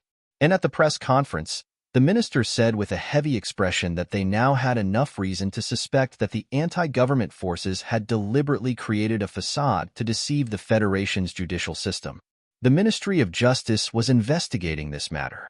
The female witness had probably sensed something and fled to avoid punishment. On a private television station's political news program, an expert expressed a different opinion about the breaking news that had happened that day. He looked at the camera and wondered if this was another incident that Senator Macklin's side had created to get him off the hook. This expert's opinion was immediately refuted by another guest. He believed that Macklin was still cooperating with the investigation in the Ministry of Justice building. Moreover, the video had proven that the female witness had left on her own accord. If there was a conspiracy, it could only be said that the Green Dragon Mountain had created a conspiracy full of loopholes. Then, the Federation's television station released the video of the hotel. Then, the Parliament announced that the hearing would be postponed temporarily to wait for the results of the investigation. The middle-aged uncle was silent for a long time. A trace of coldness gradually seeped out of his eyes as he slowly said, "If you insist on staying, they have too many ways to shut you up, such as your parents and Su Lu. They can even make you die regardless of everything. But if I take you away, they can make all the problems involve you. The honor of our organization has been taken away by that traitor. Our image has been bad all these years." This most outstanding spy of the 37 constitutional governments stood up. After a long silence, he said with a hint of frustration, "There is an old saying that when the wolves and the bay on the grassland are together, they will be bad to the core.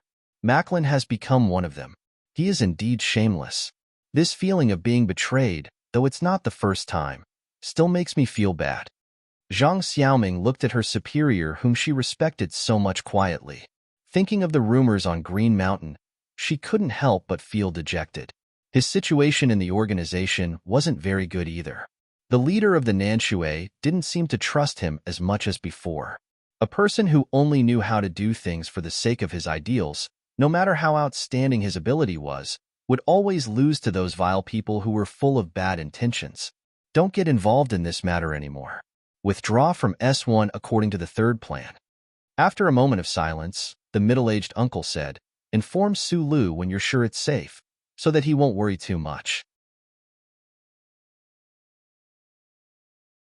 In the end, he looked at the Minister of Justice on the news and said with narrowed eyes, "He would rather step down than bite us to death. Who can exert so much pressure? I'm curious, and I want to give them some gifts."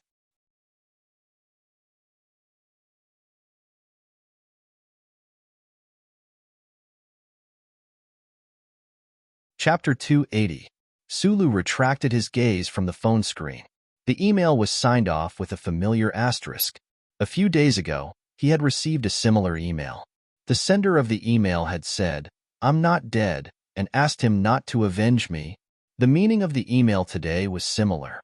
It basically said that nothing bad had happened to him and asked him not to worry. Thinking about the most important news in the Federation in the past 2 days, he easily deduced that the sender of the email was the girl. The email from a few days ago was also sent by her, and not the uncle. Sulu sat silently on the sofa in his apartment. He didn't understand. Since he didn't care before, why did he care whether he knew or not now? The special hearing on the Macklin project on Parliament Hill was temporarily suspended because of Zhang Xiaoming's disappearance. Sulu could guess what was behind this incident, but he no longer had the hot-blooded emotions he had in the past year. All he had was fatigue and numbness. Zhang Xiaoming was alive. She was still alive. This was good. He couldn't sort out his own emotions.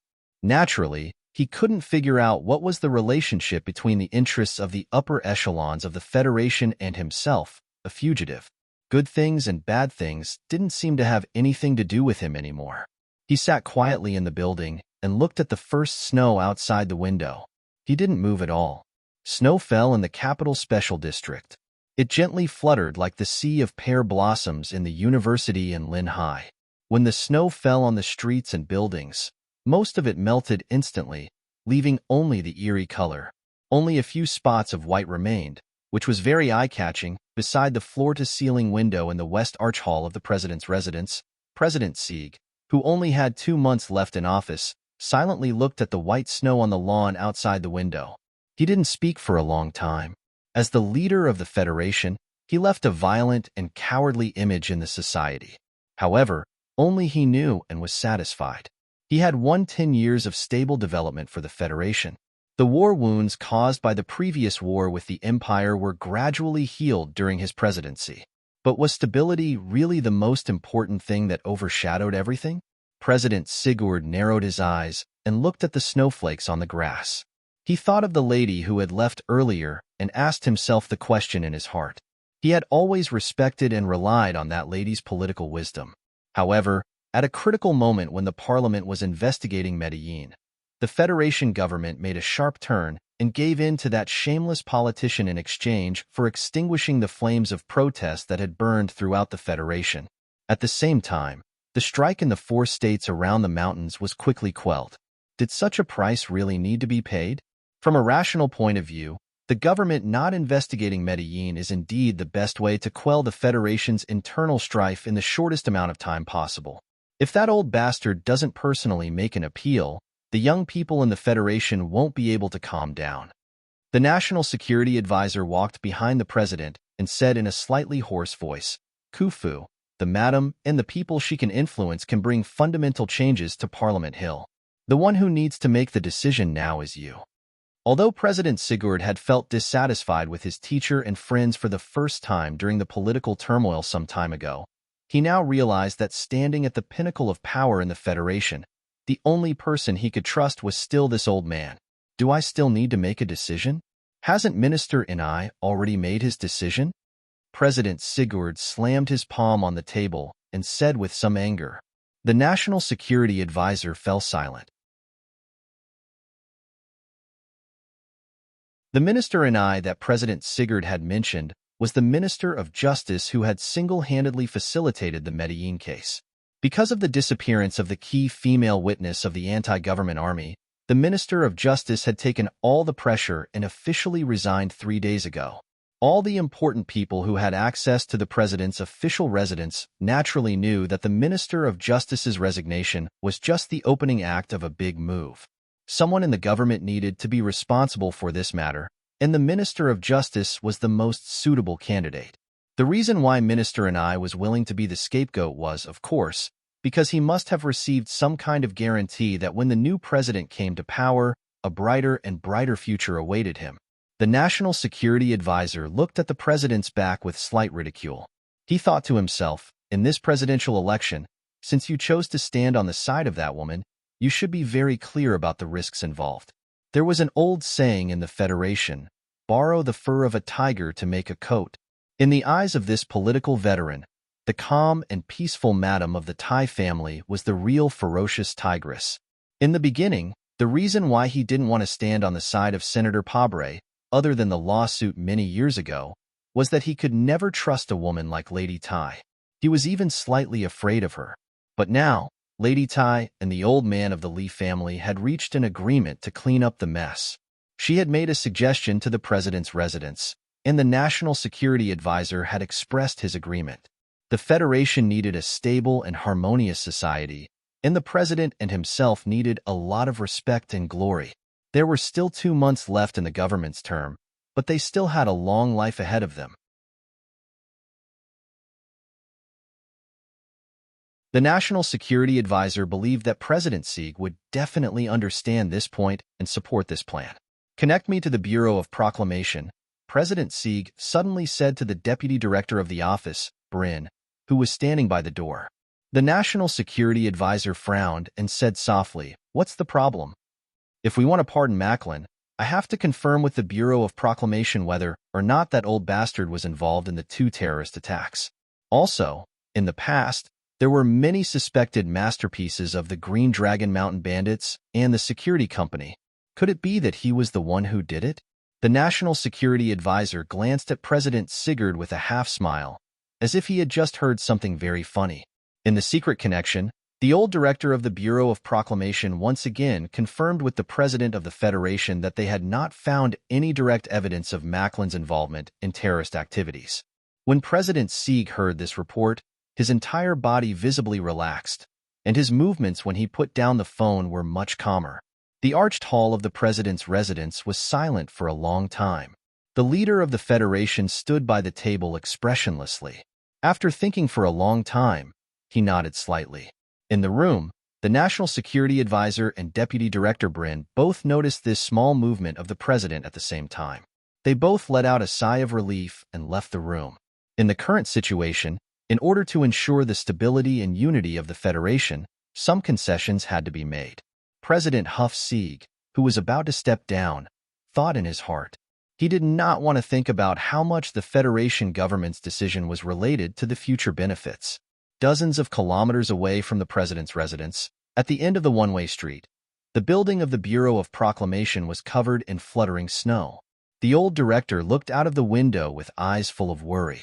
Yes, until today, the Bureau of Proclamation still had not found any direct evidence that could be used against Macklin. Those people and the information had not come back, and today, the Federation and the President did not seem to want to hear the word, but they were eager to end the chaotic situation in front of them and let the Federation return to the happy world of singing and dancing. There had been many similar drama scenes in history.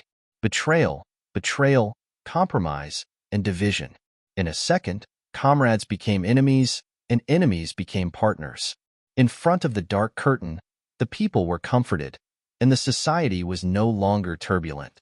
After the dark curtain, the families equally divided the benefits, and everything was as before. However, would the Federation be able to repeat such a boring cycle of fate this time? It had been snowing for several days. No matter how easy it was to melt, it had accumulated into a vast expanse of white. The departure of autumn in the capital special district was actually this hurried, and the arrival of winter caught many people a little unprepared. On the streets, pedestrians could often be seen rubbing their hands as they walked quickly. Bai Yulan in the driver's seat easily turned the steering wheel and avoided a middle-aged man in front of her. It was rare for him to drive a black car twice, and he had long fallen in love with this kind of steady and smooth driving feeling. Sometimes, he even wondered how deep the background of this little boss, Sulu, was. According to his knowledge, there were not many of these special cars in the top level of the Federation government. The company's security department has brought forward the assessment by 1 day. They said that the employer over there suddenly has to leave. Bai Yulan did not look at Sulu in the passenger's seat. Instead, she introduced, since they specifically asked us, the 7th group, to participate in the assessment, as the technical supervisor, you should go? Okay. Sulu narrowed his eyes and looked at the winter snow trees on the side of the street. He nodded and did not say anything else. He was currently in a very listless state. His work at the Whitewater Company was done casually, as if it was just to pass the time. As one of the three largest security companies in the Federation, Whitewater's daily work naturally included security planning, which was what most people would call a bodyguard. Bai Yulan had mentioned to him a few days ago that the company's management had received a very important order, and the seventh group had been asked to participate in the consultation. However, he had been too absent-minded recently, so he did not remember this at all. Bai Yulan looked at him with slight worry. In this delicate man's eyes, Su Lu was his boss, his financial backer, and the person he had to risk his life for. He was never worried about the danger of risking his life for money. He was only concerned about his financial backer's mental state. Obviously, after returning from the Old Moon base, Su Lu, who should have been in high spirits, suddenly became much more depressed. The underground thermal protection system had been activated, and the snow on the street had already melted into a trickle and flowed into the sewer. The black car drove along the wet road in the direction of Charter Square. It happened to pass by the Ministry of Justice building. Sulu suddenly turned his head and stared at the crowd outside the Justice Department building. He narrowed his eyes and stared at the protesters who resisted the cold and refused to retreat. He realized that something seemed to be happening there. "Stop the car," he said softly. "I want to take a look."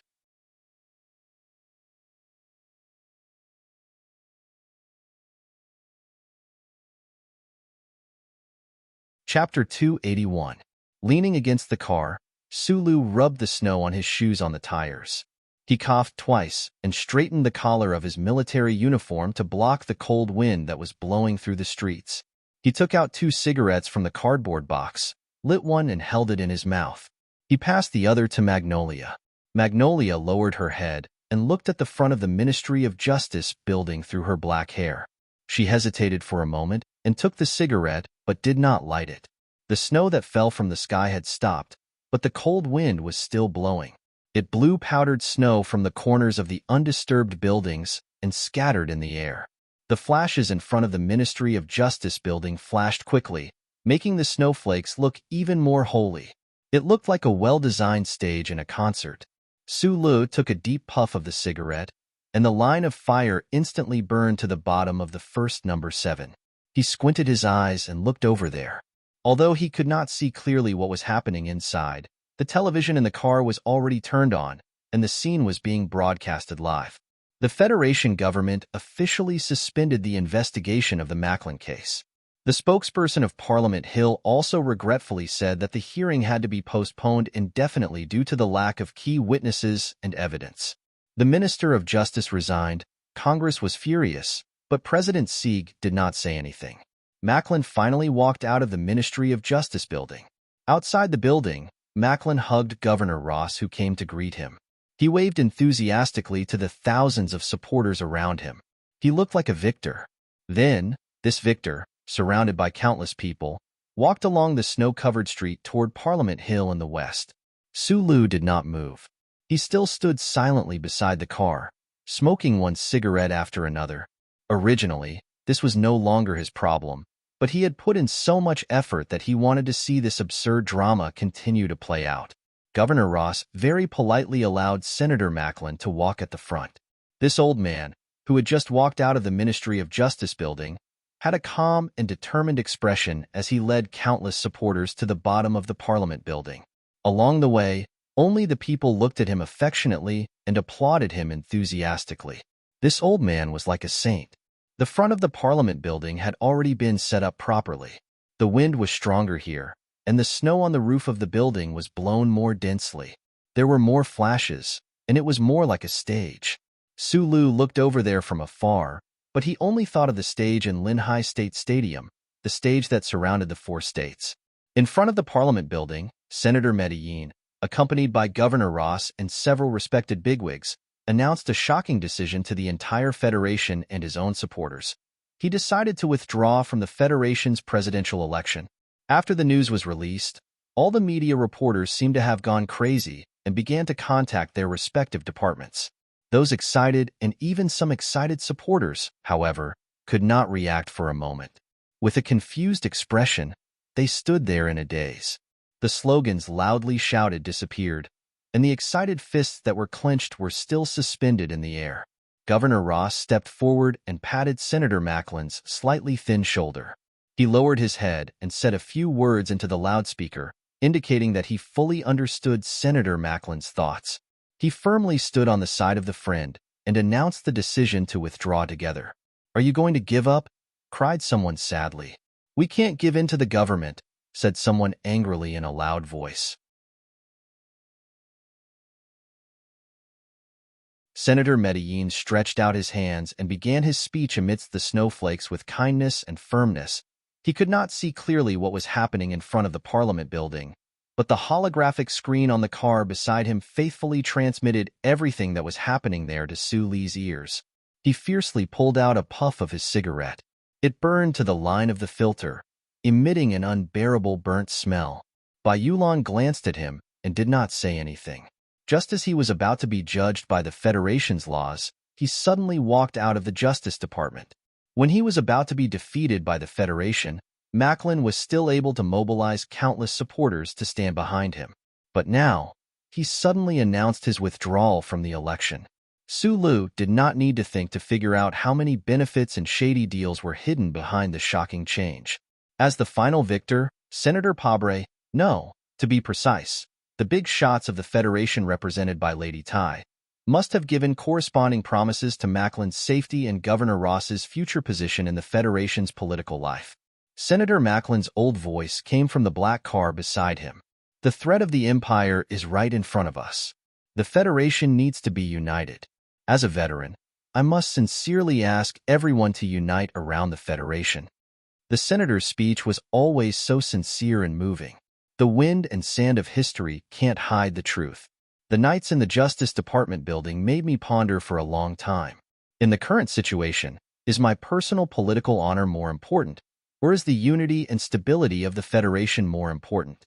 Today, I'm announcing my withdrawal in front of the Federation's Parliament Hill. It's not because I'm disappointed in the spirit of the Federation and chose to give up, but because I love this Federation, and my love is incomparably deep. Sincere applause rang out. "Look at the black hole over there. It's a bunch of disgusting people."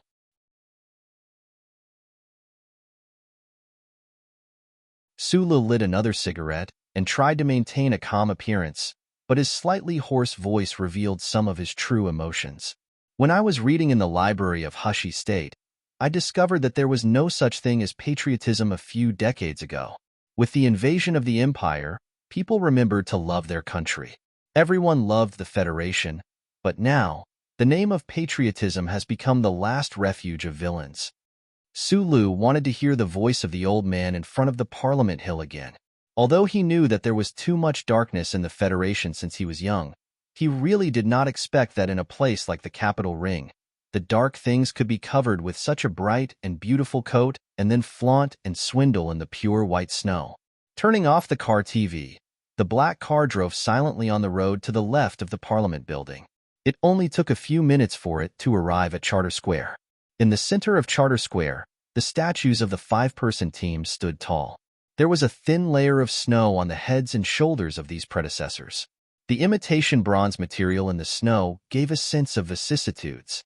In front of this group of giant statues, there was a clumsy ancient clock. According to the early teaching materials of the Federation, this ancient clock represented the constant call of mankind to the universe. Countless years ago, when human society first appeared in Upper Forest, this ancient clock was placed here. Until today, no one knew how many years it had been maintained, but the sound of the clock had never stopped. It rang from time to time according to the date set by the Federation, peaceful and eternal. Su Lu was an orphan of Donglin, and he came from Zhonglo Street. Looking at the quiet ancient clock through the drizzling window, he naturally thought of the joke about the 4th Military Region. That sentence was very familiar to the people of Donglin. Lonelier than fireworks, that warship that crashed on the surface of Donglin, and that unusually sturdy clock. It was said that when the 4th Military Region opened up Donglin, they carried a replica of this ancient clock in Charter Square. "This year's election was really unexpected," Bai Yulan said while driving. She did not look at Su Li's expression from the corner of her eyes, but this sentence was obviously testing something. It has nothing to do with me. I'm just a nobody. Su Lu was still looking at the square outside the window and casually replied. Bai Yulan did not think that Su Lu was a nobody. She believed that there were not many people in the Federation who still thought so, especially when the news in front of Capitol Hill made Su Lu reveal some of his emotions. She vaguely caught something. The wild birds in the square that were usually proud and free, and even dared to defecate on the heads of the statues of the group of five, had long flown to South Kazhou or even further south due to the cold weather. As the car drove past, only the fattened pigeons on the lawn were still eating. The people of the capital were not stingy with this little bit of food to show their love, but Su Lu looked at the pigeons that refused to fly away and did not have a good impression of them. This was probably the portrayal of the Federation society. Only those who could not or did not want to fly could stay, and those who dared to defecate on the heads of big figures could only leave. I'm actually a wild animal that wants to defecate on the heads of big figures, Su Lu thought in his heart and sighed softly. Due to the delay on the road, it was already late when they arrived at the outskirts of the Whitewater Company. However, under the personal guidance of the CEO's assistant, Su Lu and Bai Yulan walked directly into the audit room. This was the business of the Security Decision-Making Department.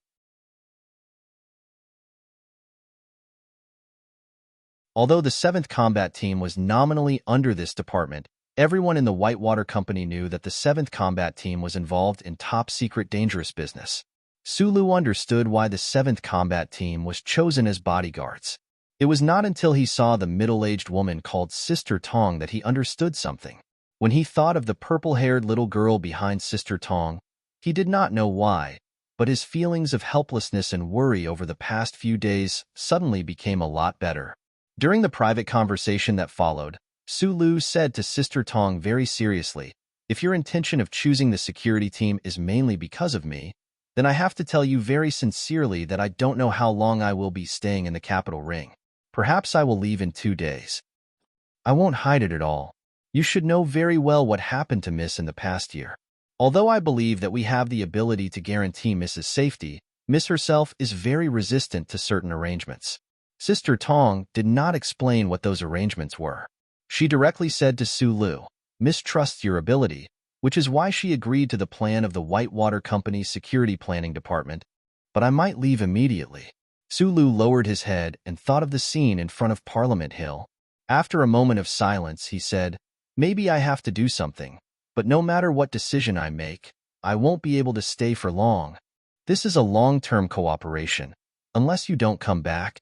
Sister Tong looked at him calmly. From the assassination last year to the inside story, she had absolute confidence in the strength of this young man in front of her. It was indeed a good decision to entrust Mrs. Safety to him. "I really might not come back." Su Lu looked up and said with a smile, "Miss wants me to remind you that you once said that you owe her a life," Sister Tong said.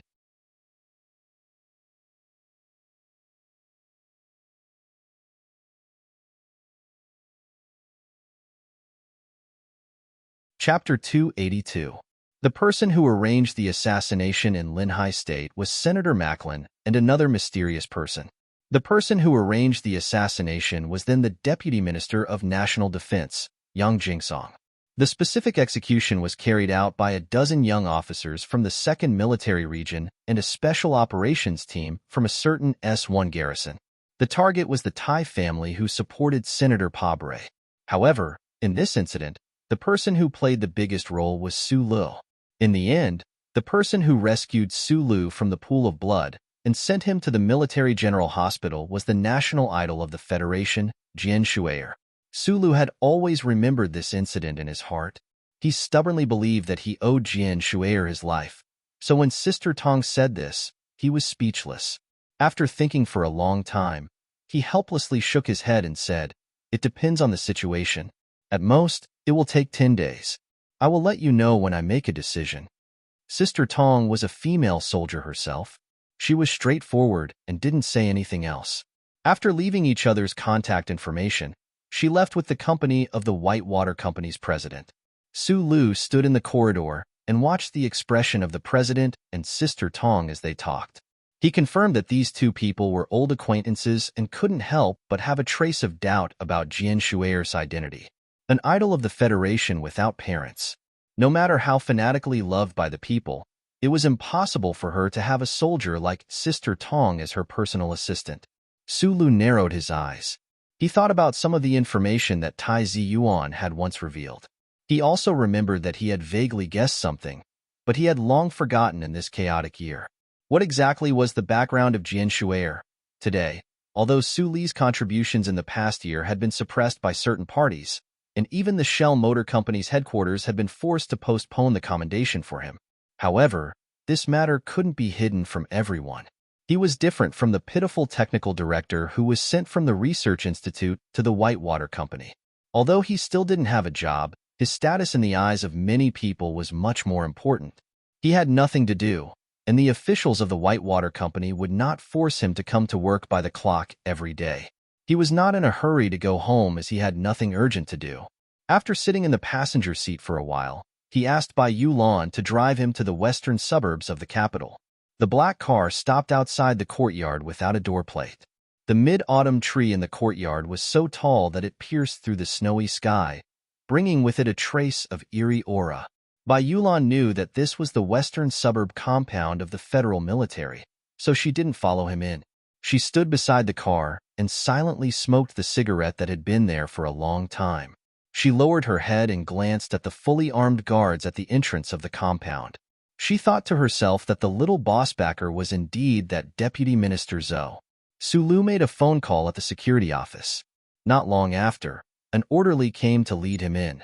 He walked along the field and the wide and straight road. After walking for a short distance in the direction of the hills in the western suburbs of the capital, he arrived in front of several independent courtyards. Walking into the 7th courtyard, the simple but not shabby design, coupled with the large area, there was a unique atmosphere of the federal military. Su Lu saw Zhou holding the child at the entrance downstairs. He quickened his steps and walked forward to take the child. Mother is still at work. Don't worry too much.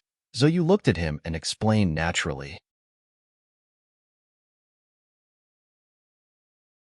Su Lu carefully held Zhou Youhua in his arms and sat on the hard sofa. After a moment of silence, he said, I came to find you today because there are some things that I don't understand. I want to hear your opinion. I thought there was nothing in this world that you don't understand, Zhou said with a smile. A trace of self-mockery flashed across her beautiful face.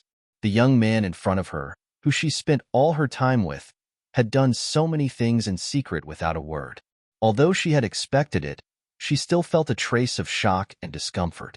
Su Lu did not hide the many things that happened in the Wangdu apartment from her. Instead, he saw her as a trustworthy analyst. Therefore, the eldest daughter of the Zhou family did not mock him harshly. Instead, because she saw the heaviness between his brows, her expression became solemn. She said, Don't ask me where Zhang Xiaoming is. I really don't know. It's good that you don't know. If even you knew, she definitely wouldn't be able to live. Su Lu lowered his head to look at the sleeping baby in his arms. He tried to find traces of Mr. Shi in the eyes of this little boy who had just been born a few months ago. However, in the end, he found that this effort was futile. In his eyes, all babies seemed to look exactly the same. His pair of eyes, which could distinguish precise lines, was also useless. Do you understand what happened this morning? Su Lu raised his head and looked at Zhou. He asked seriously, Is there any connection between Macklin's announcement of his withdrawal and the Federation government's suspension of the investigation on him? When it came to serious matters, Zhou asked the nanny to take the child away. Then, she led Su Lu to the tea room next door. After looking at him seriously for a long time, she said, When the hearing started that day, I was worried about your mood and called you. At that time, you said that this was no longer your problem, so why do you still care? Su Lu was silent for a long time. Then, he said, You should know very well why I targeted Macklin in the past. Yes, this is not my problem now. However, after all, I have put in a year's worth of effort for this. Suddenly, I realize that this has become a joke. I feel a little strange. You've already said it clearly. Why ask me? There is naturally a deal between the two. Macklin helped the Federation to calm the current storm, and the Federation will give him some kind of guarantee of safety, Zoyu said softly as she poured him a cup of tea. Su Li's eyebrows raised. They were like two flying knives that were about to be unsheathed. He said in a slightly hoarse voice, "But this doesn't make sense."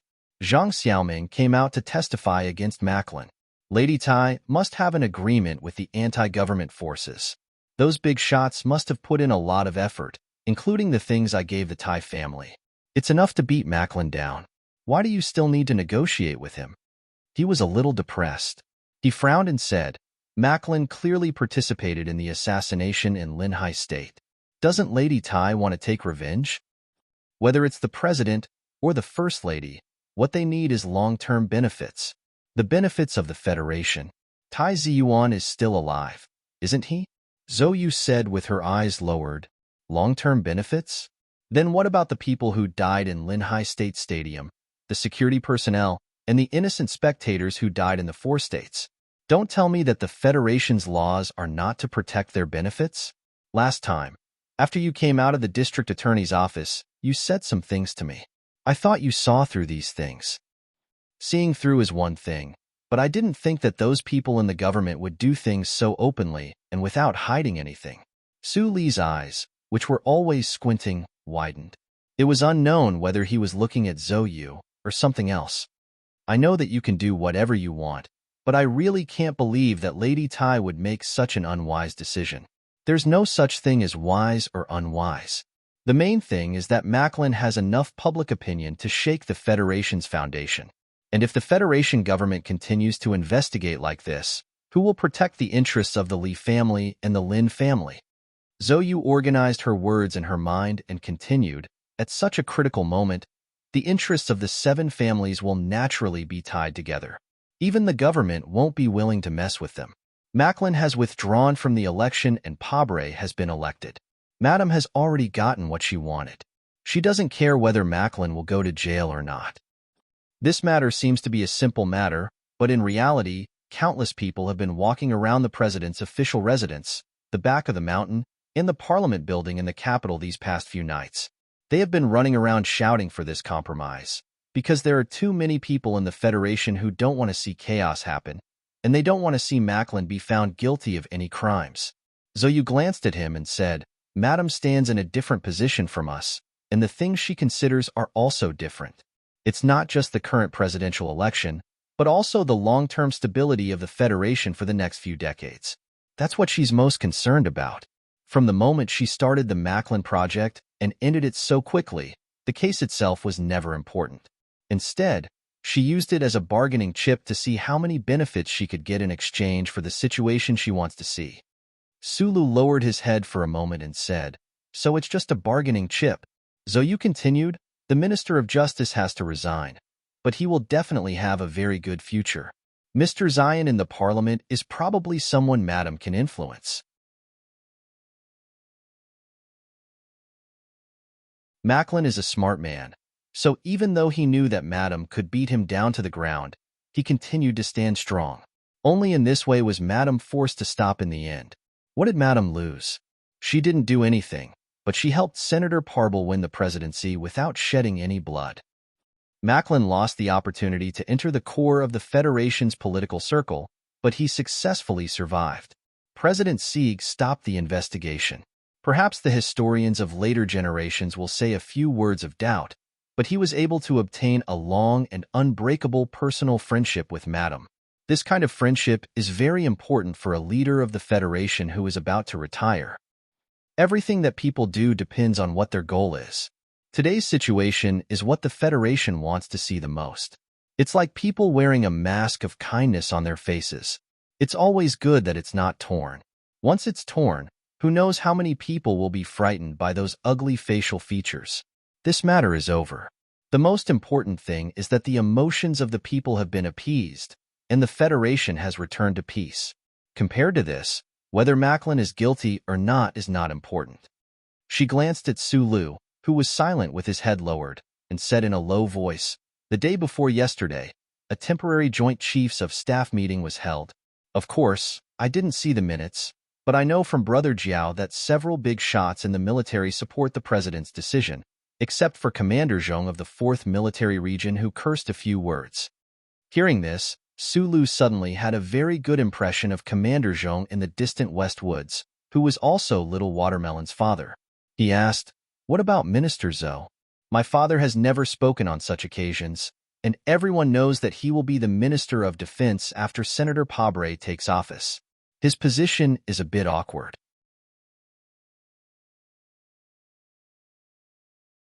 And on the Parliament Hill, although Senator Zion's change of heart was influenced by Madam, more than 100 senators collectively agreed to stop the hearing. I even dare to say that the lobbying groups of the 7 major families and the big companies in Hong Kong must have put in a lot of effort. The only one who is really relaxed is Macklin, but he is also the one who has lost the most. At least for the next 10 years, he won't have the opportunity to enter the core of the Federation's political circle. In my opinion, he will probably return to the 4 states around S2. Zhou calmly analyzed the situation, especially pointing out some details, including how the witnesses of the anti-government army came to the capital, the story of what happened in the hotel, what compromises the 2 sides might have made behind the scenes, and why President Sieg accepted Lady Tai's suggestion. Sulu listened in silence, and his heart became heavier and heavier. Although he had already guessed these behind-the-scenes transactions in the past 2 days, it was still not as direct as listening to Zhou's clear analysis. These simple conversations made him feel shocked and even frightened. He had thought that he had come into contact with some important people and could understand the rules of the so-called circle, but he still did not expect that the exchange of interest would be carried out so skillfully that it was unbearable. Human society has been like this for countless years. Zhou looked at his expression and comforted him. "I know better than anyone that Madam was able to so smoothly push down Senator Macklin and the forces behind him this time because of you. I also know that the key evidence was handed to Shunli by you. Now that Macklin is not in prison, of course you are not convinced in your heart. But in the face of the political style of the Federation Society for thousands of years, even if you are not convinced, you can only curse in secret." She comforted. "After all, the Crown Prince is alive and well, and your revolutionary lover is also alive. There is really no need for you to make yourself unable to understand." In the eyes of politicians, making such a decision for the stability of the Federation might be acceptable, but Sulu still could not understand. He was just a stinking rock, looking at things according to his own moral values, doing things as a person, and doing things as a person. What was right, and what was wrong. If you want to hit someone with a rock, you have to hit them with a rock. He could not let the culprit kiss 2 rocks and then leave. But just as Zhou reminded him, he reminded himself that these major matters of the Federation had nothing to do with him. He laughed bitterly at himself, took a sip of the hot tea in front of him, and said, "Zhang Xiaoming lied to me, and Madame also lied to me. It seems that I am really a naive guy." Zhou was only known for pretending to be cold and arrogant at home and outside. She was able to make such an accurate analysis today. Naturally, it was not the effect of Minister Zhou Yingxing's teaching since young, but the effect of Lady Tai taking her to afternoon tea over the years. Probably only Madame and Sulu had the opportunity to see this beautiful girl's innate sensitivity to politics. Just as she had said earlier, one would naturally be able to see different things depending on the position one was in. Sulu thanked her and was about to turn and leave when the phone in his arms suddenly rang. He picked up the phone and said a few words softly, then looked up, squinted at Zhou, and said, "Shunli called. She said that there is a dinner party at Lufeng Slope tonight, and Madame specifically asked me to attend." Zhou knew that he was asking for advice, so she quietly thought for a moment. Because of the baby, she had not followed Madame to those places for a long time, but after thinking for a moment, she guessed Madame's intention. "The cake will be distributed tonight." She smiled at Sulu and said, "I think you will get a very big and sweet piece." Lufeng Slope was a private club, covering an area of 1 hectare, right next to the Charter Square. There was no eye-catching sign. Only the 3 ancient letters LFB were inconspicuously branded on the waste wall. Walking into the club, feeling the smell of history around, and looking at the snow on the heads of the 5-person group through the antique cornices of the patio, Even Su Lu, who had a lot on his mind, couldn't help but feel a little absent-minded. Next to the Charter Square in the Capital Special Zone, there was actually such a big private club. Looking up, there was history, and what breathed in the air was power. The surrounding layout was simple, but there was a sense of luxury hidden in it. Although it was not as open and beautiful as Linyuan, it had already climbed to the extreme in terms of the sense of luxury.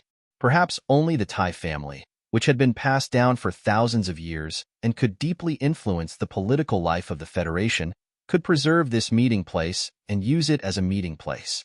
Following the incomparably beautiful receptionist, Su Lu stepped into the quiet, old-fashioned corridors. Narrowing his eyes, Su Lu looked at the people not far away who were holding wine glasses and talking happily. He had never seen some of them before, but he was still familiar with them. This was because the figures of these representatives and ministers often appeared on the news of the Federation. There were not many guests today, but they were all real big shots. This was a feast to divide the interests of the Federation, and there were probably not many people in the entire Federation who were qualified to join. The design of the Lufeng Slope Club was very exquisite. People could always find their own place under the eaves and next to the pool.